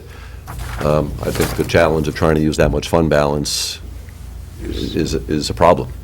Councilor Lippman has a question. But just to be clear, what you were saying, Mayor, versus what I think you're saying, is that the 935 is what we're using in the current year's budget. What you're proposing is just to step it down 100. Step it down, but that means we're 100,000, we've got to come up with. But we have, these one-time. Exactly, so if we Well, backed we're a off the million use down. of fund balance, but we rolled in some impact fees, we get at it a little bit different direction. And remember, too, and I've said this before, but it's worth saying again tonight, the retirement system increase only happens every 2 years. So the $200,000 in new money that's going to hit this year, we already know that rate is going to be stable next July 1. So it's not, we won't have a rate increase from the retirement system. So once we build this 200,000 in, we're not expecting a similar type of increase there next year. So that's an every other year kind of a hit. So I'm just looking at either between the motor vehicle surcharge, some impact fees, making sure we look at capturing some one-time money, trying to maybe step us down over a period of years from the use of fund balance, because again, I don't think we're going to see, revenues come in that far over our estimates. I think we're getting much tighter on them, and if we don't have at least that 835 or 935,000 flowing into unassigned fund balance, then our fund balance drops from that level of 8%, and we don't want to see it go much further than that. Scott, on the building permits, I mean, it's roughly half of what last year was, and I'm looking at that, I don't know if I'm right or not, is that roughly a $330,000 loss compared to last year? No, the 16 million this year allowed us 160,000. I'm sorry, based on a $19 million estimate, it allows us about 160,000. So last year, that number probably was, again, another third. That probably is about 240,000 that just the building portion was last year, where it's going to be 160 this year. But the flip side is last year, the inflation number was 0.1%. We got it was probably a $15,000 to $20,000 number that the 0.1% allowed. So inflation this year at 1.3% allowed for $210,000. So that's for school and us. No, I'm just us? talking city at this side. Okay. So $210,000 was the allowance based on our consumer price index inflation of 1.3%. And then the new construction allowed $160,000, so it's a little over $370,000 just on the city side. The school side is allowed $530,000 roughly. The other unknown right now is the county budget has not been approved. And I've stated this every time, but the county budget has been very cognizant, the county delegation has been very cognizant of our tax cap number, and at least in the 6th budget that I'm putting together in my time in Laconia for you, they have never exceeded, and I use that with quotes because they're not bound by our tax cap, but whatever increase they have put through has stayed within the parameters, and that means that we haven't not had to reduce some of the city side of the budget in order to fit our county portion in. They're finalizing their budget tonight, I believe. Okay, so that'll be one piece of the puzzle that we'll know. So the county budget, if they were bound by our tax cap, the county budget, for our purposes, can go up no more than $57,000. So Laconia's share last year was $2.485 million. We're saying that can go up by $57,000. If our apportionment goes up by more than that, we need to make reductions on the city portion of the budget in order to fit that county number in. So are you saying in preparing your budget that we're going to get a first look at in April, that you're considering adding 4 firefighters? That was a request, and I don't have that in any way, shape, or form right now. Good. Options could be to fund them, fund part of them for part of the year to step it in, or not fund them at all. Do you have an idea right now of how far, a deficit in the budget? Ballpark of around 200,000. 200, okay. And that's- that and that's- doesn't count. And that's only using the fund balance at 835,000. So if I went to last year's level of 935, I'd be within... That's not incorporating any of this. It's not incorporating the use of anything here. So I did not include any new firefighters. I didn't fund the chamber request. I didn't factor in any of the impact fees. So all of these are, I'm sorry, the only thing that I did include in there, because I know it's coming, is the Concord co-op money, because that's a definite deal, and the board of the co-op. And you has put that voted towards your that. budget? So I put the 238 in, and I basically moved 100,000 of it into a couple of capital projects, and I moved 100,000 of it into the non-cap reserve. So I moved it to kind of those one-and-off types of projects. I didn't move it to anything on the operating side of the budget. What's your, you must know, what's your highway, road paving portion of the budget? I think I increased it by 50,000, so it's at $1.5 million right now, and 1.5 million, and I went up to, I was trying to get it to 1.6, I went to 1.550. That's not final, but I was looking to bump that up a little bit higher than that. Okay. Oh, I got one-time money. So we have big decisions to make about the $1 million. Between the sale of the two properties you're talking, and one of it's going to hit this fiscal year, that we will have to do a budget, amended budget, and acknowledge that money coming in, and then either park it in a But there's reserve account. $1 million there that we're going to have by the end of fiscal 18 that we don't have now. Correct. And the state school's hanging out there, and we don't know what that may be either. So, there's something to be said for putting it into a reserve or a contingency and then carrying it forward at the end of... As opposed to putting it in fund balance. That's where it would flow if we do nothing. I want to propose something that's related to this year's budget, and it's just kind of a float along the table here to get your comments. Our road situation, we've been spending anywhere from $1 million to $1.6 million, or in that area, probably more than $1.5 million average for the last 12 years I've been here. And if you kind of look, we're not gaining. A lot of our, I mean, we're doing some stuff, but it's just not, we're not catching up. We're just falling behind. The roads we've done 10 years ago are going to need to be done again. So what I'd like to have you consider, and it's just a consideration right now, is that we borrow somewhere around $5 million. It could be like 1 year to 2.5, and the next year 2.5, or and take the payment for it, interest and principal, out of the road repair fund every year. So Henry and I kind of did some quick calculations. If we borrow $5 million, then you're looking at roughly, was it 600,000 payment over 10 years. And I think what that would do is, if we spent the 2.5 a year, we could actually do 2 bonds, so we don't pay, like what Henry said, the interest over the time that we're not using it.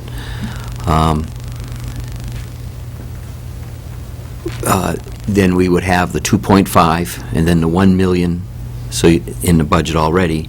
So you're looking at 3.5, and if we do the 2.5 bond, that's roughly $300,000. We could be up to almost 4 million that we could put in our roads for 2 years in a row.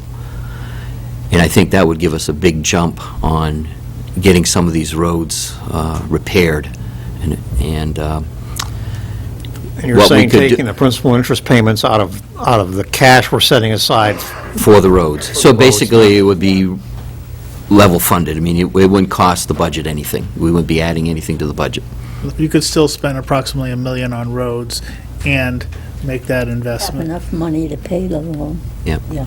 So, As a and catch-up. And, if we use that money also, we were discussing to do our neighborhood roads where they don't have, the beating of the trucks. They're going to last a long time, especially if we do the proper base on those, to begin with. I mean, that's the thing. If we don't put down a good base, the roads aren't going to last. And the overlays we've been doing, you're just putting it over bases that aren't there. Let me interrupt you for just a second. Counselor Bolduc moves to extend the time deadline for completing this meeting to 10:30. Seconded by Counselor Bear. Any discussion? All those in favor, please raise a hand. 6 votes in the affirmative, that passes. Go ahead. So, it's just something to think about, the means of how it would be, not so much the means of how it would be funded, but the, what roads we're going to do, or those kinds of things, I think would be left up to Public Works, maybe to come before us and say, we can do these amount of roads, have them come up with a plan for that 2.5 million, or, because I was talking to Wes too, and he said to try and do $5 million in 1 year, probably is going to be tough to do. So if we did it over a 2-year period, that might help make it work better. So, if we have any kind of consensus on this, if it's something we're interested in doing, then we could ask Wes to come up with a plan on how we can implement it. So that's kind of my thought, just to try and catch up, because we're just falling behind. I mean, Union Avenue's terrible, Court Street's terrible, a lot of the neighborhood roads are terrible, and I just think it would give us a shot in the arm and get things going a little quicker. Mass Ave is out of control. It's not as bad as Jefferson. So, any input from the council on this? I like it. Good. It's one approach. It's going to help us. I'd like to see, I think a couple of years ago, or maybe 3 years ago, we started this new approach in terms of how we address the roads and get the ones that could last the longest first, and leave the wasted and disrepaired until some later time when we had the money to do it. So I would like to know what kind of impact that has had on our road infrastructure. I don't distrust you. You drive this city all the time, and you've been doing this for a whole lot longer than I have. But I think we do need some kind of...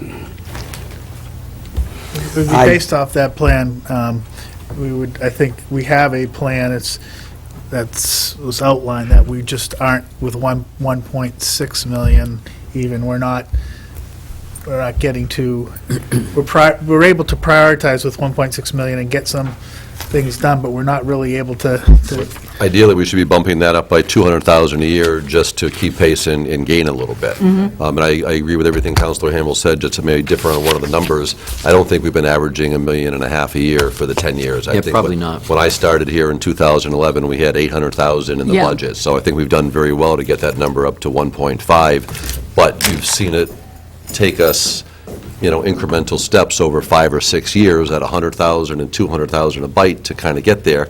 And as petroleum's gone up and costs have gone up, you're basically treading water. So I think we can run a couple of scenarios and just run some numbers, identify. One of the things you will see in the budget in the Public Works, it's not a capital item, but there'll be a new line item for $15,000, I believe, for a soil consultant to do exactly what Councilor Hamel said, is to be able to go in, and when we go to identify roads that we're going to invest some money in, be going down and doing core samples to know what the base is there, so that we're not putting good money on something that's got a terrible base to begin with. If we're going to do the road, let's know what the base is and get it done right. So that's going to be a new standalone item for... It's like Union Avenue from the Irving Station to Guilford Ave. That was almost $1 million alone. So you got very little to do anything else but overlays. So, Well, again, I mean, that speaking for myself, I'm very open to looking at the numbers on what you're proposing. I'm skeptical that in order to cash flow it, you're not going to be spending all that much more money than you would have anyway.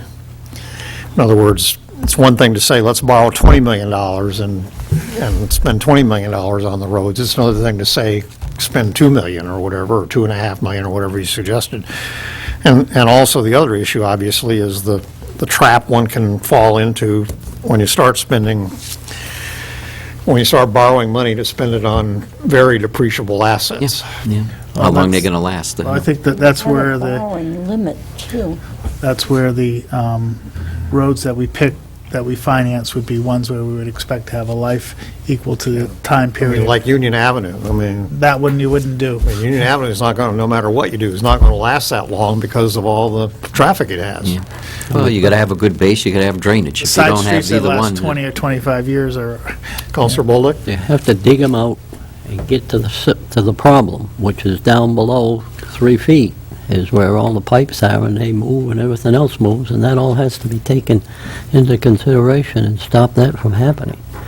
You just can't take off the top layer and think everything's going to work out great. You've got to go down and dig out that old dirt that's been put in there. Well, we just darn sure don't want to end up in a situation where we're still paying off notes for paving a street and we're already having to redo it. well, I mean, that's why I think, West still, and the Public Works Department have a lot of input in saying which roads we could do that would last a long time. If you do proper drainage and base, I mean, you should have a road that's going to last 15, 20 years, especially in a neighborhood.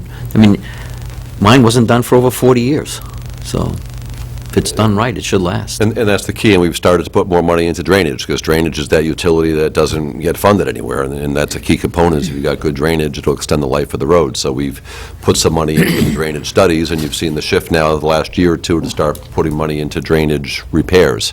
And we are making that a priority of the street projects that we do. We're doing them, in focusing on the drainage, so. So basically, I mean, it's just an idea.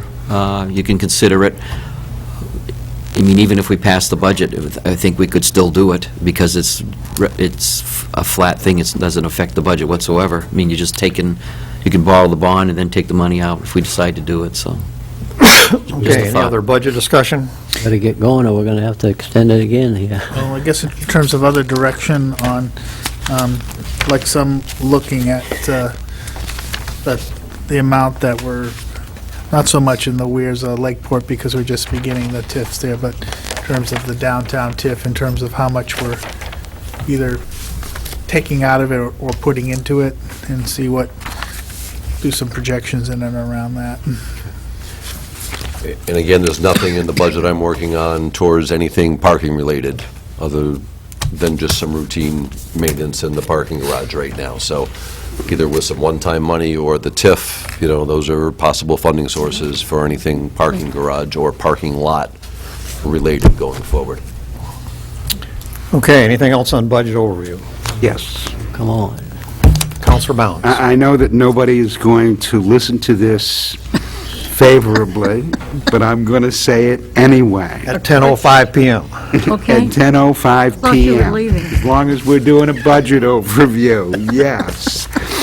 I note that this is the second year that we've dealt with some real hard hits because of the tax cap. And I'm not suggesting that this is the appropriate year to consider exceeding the tax cap, but we can't keep doing this year after year. Things either got to change around, or we've got to find a way to deal with our budget. You want to engage in economic development. You want people to come to the city of Laconia. You want to see it grow. You want to change the Weirs so that it becomes a year-round destination. You want the Colonial to become the mecca of the Lakes region. You can't do that over a long frame of time unless you're willing to invest in the city. That being said, I get the sentiment of the tax cap and what everybody does with it. I understand that that's has for many years been locked and loaded. But what I'm suggesting is that we cannot continue on a yearly basis to take the kinds of hits that the tax cap gives us, which we barely cover, health cost increases, wage increases, and those kinds of things. I'm saying it, I don't want to create a debate about it, I'm just raising the issue. Okay, anyone else? Just with what Council Bounds is saying is, I think in between this meeting and the next, it'd be good if you could identify what some of those investments would be. I'll do my best, Henry. And don't forget the public. Huh? Don't forget the public. Well, you talk about They're- basic... They love the tax cap. I mean, the question is not, I guess I'll try to answer your question as best I can, Henry. You don't need to do it now. No, as we move down the road. But the question is like, we can identify benefits from schools and all kinds of things, and I'll try to identify basic stuff, but it's really not a completely fair question, but I'll try to answer it anyway. Well, I mean, I think that, the idea where we are in the budget process is to try to, if there's some things we could be able to tackle and know what they are. I couldn't agree with you more. Okay, who's going to have the last word here? Move on. Move on. All right, unfinished business. We're back all the way on page 108 now.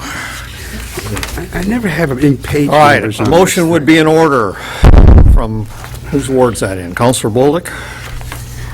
Counselor Bolduc moves the second reading of Resolution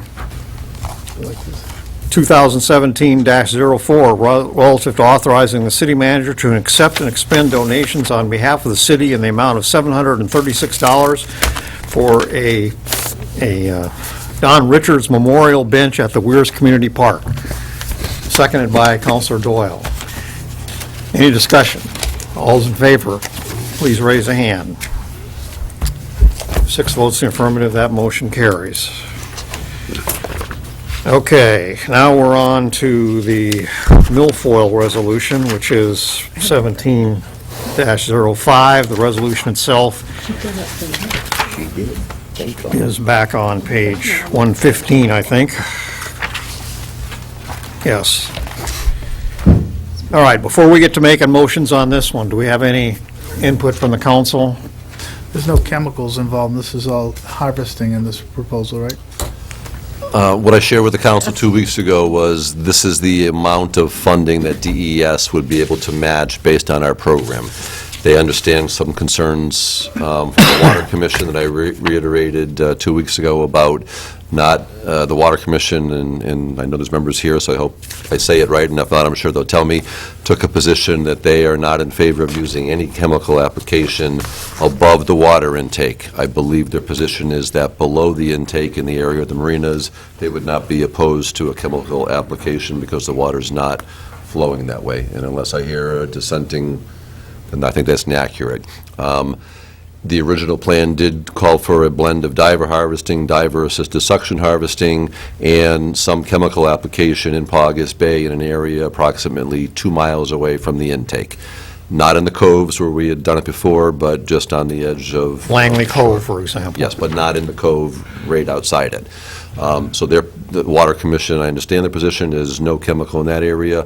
That was the recommendation to do that. By accepting these funds tonight, we are not bound to a certain percentage of chemical whatever. I was hoping to get Amy Smagula in here, and as I think I forwarded you the email, she has a standing work-related commitment on Mondays and can't join us, but would be happy to do that. We have full flexibility to use this solely for diver. Our dollars won't go as far, and it won't be as effective. Could be a combination of diver and chemical. But just by accepting this tonight does not bind us to one specific plan. Is this a matching grant? Yes, there's about, I think the overall amount that we were approved for was somewhere maybe around 45 or 47,000 sticks in my head, and the state was about a 30% match. So if... We have 20 in the budget, right? We've got some money in the budget, yes. $20,000. We've got some that we've carried forward. And typically, depending where we do some of the treatments, there are some private parties that contribute if we're doing something in the area where they might have a campground or a water-based business type of thing. So it's a blend of private, state, and city funds. Okay. So that represents 30% from the state? The state is about 30%, yes. And move that motion, Mayor.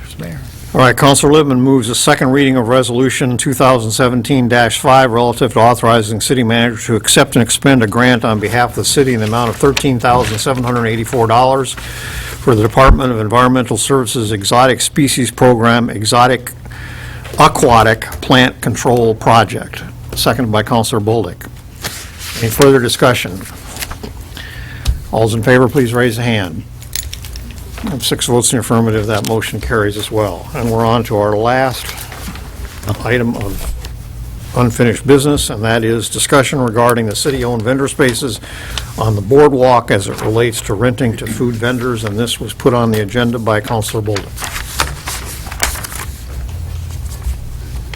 Yes, well, I think that's what everybody's out in the audience here, some of them. I'm sorry? I think that's what they've been all waiting for, some of them out here, for this motion, so can talk about it for a little bit, and we should vote on it. Get it out of the way. What I think I heard was that was agreeable to the parties tonight was that we weren't going to make a change for this coming motorcycle year, and that this motorcycle year, we're going to put together the right team to evaluate What happened? what happens and where we should go from here. Right. Is that, Just leave it the way it is. Leave it. is that, do we need to take a vote? That's what I heard. So it just stays on the agenda till next. So the consensus is we just want to leave this on the agenda. No changes will be made for 2017, but we will pay particular attention to the situation during Motorcycle Week this year and revisit the issue after Motorcycle Week in a timely fashion. And if we could maybe get, while the zoning or the licensing, while they're down there walking the properties, you know, checking licenses, if they could peek in restaurants, if they could take photos, and maybe just spend an extra 5-10 minutes every time they're down there chatting and being some extra eyes and ears, because we're not going to be down there probably as much as they are. Looking for what? Just to see what the crowds are like, to see what type of impact there is, either on the restaurants or on the vendors. To see if, you know, to look at the crowd size, see if there's crowding going on, sight lines, you know. So I guess, based on what you're saying, it seemed to me we should have a plan for evaluating it, what's going to be done that we agree on going in, what we're going to look at. Right. And then, as opposed to just leaving it on the agenda, is to come up with a plan for evaluating the situation. I think I can work with our staff that's down there to timestamp and go through as we're checking on food vendors, snap here, and then pop into a restaurant and everything timestamped at the same time to get a gist. And if we did that at 3 random days at 3 different times a day type of thing, at least you could get a sense of what crowds were at each place at the same time on the same weather condition day, so to speak, if that made sense. Well, some of us are down there every day or nearly every day, Take your time. morning, noon, and night. I'm not sure we're going to get a whole lot of valuable information of that, but we may, so we might as well do it. It's not going to be time-consuming. You're going to take a nice walk, and you'll report back to us, right? Sure. I mean, the issue, the base issue here, as I see it, is, and I differentiate in my own mind what you were talking about the space behind the weather vane, for example, which is right across the street from, either right behind or right across the street from 3 restaurants. Okay. The difference there is it's private property. Correct. And so to me, the overlying issue here is this is public property that belongs to all of us. And should we be in the business of renting out public property to something that's either a physical impairment or competition to a business that's right behind it on publicly owned property? We're not talking about private land. To me, that's the key issue here, is the publicly owned property part of it. And I can't, for the life of me, come up with an automatic example of what I'm talking about here, but I think it is a consideration that we certainly would probably think twice about letting someone set up a sandwich-style fare apparatus selling, you know, Italian sausages and burgers and whatnot right in front on publicly owned property of a restaurant somewhere in the city that was selling the same products. if the private vendor came to us and said, I've got this 25-foot tall wagon here with flags and the whole bit, and I'm going to plop it down right in front of Hector's on city-owned property, assuming there was such a thing, would we allow that? I mean, to me, that's, now, if somebody who owns the property lets them do it, and it doesn't, and it meets all zoning issues and whatnot, then it is what it is. But the difference is, this is public property.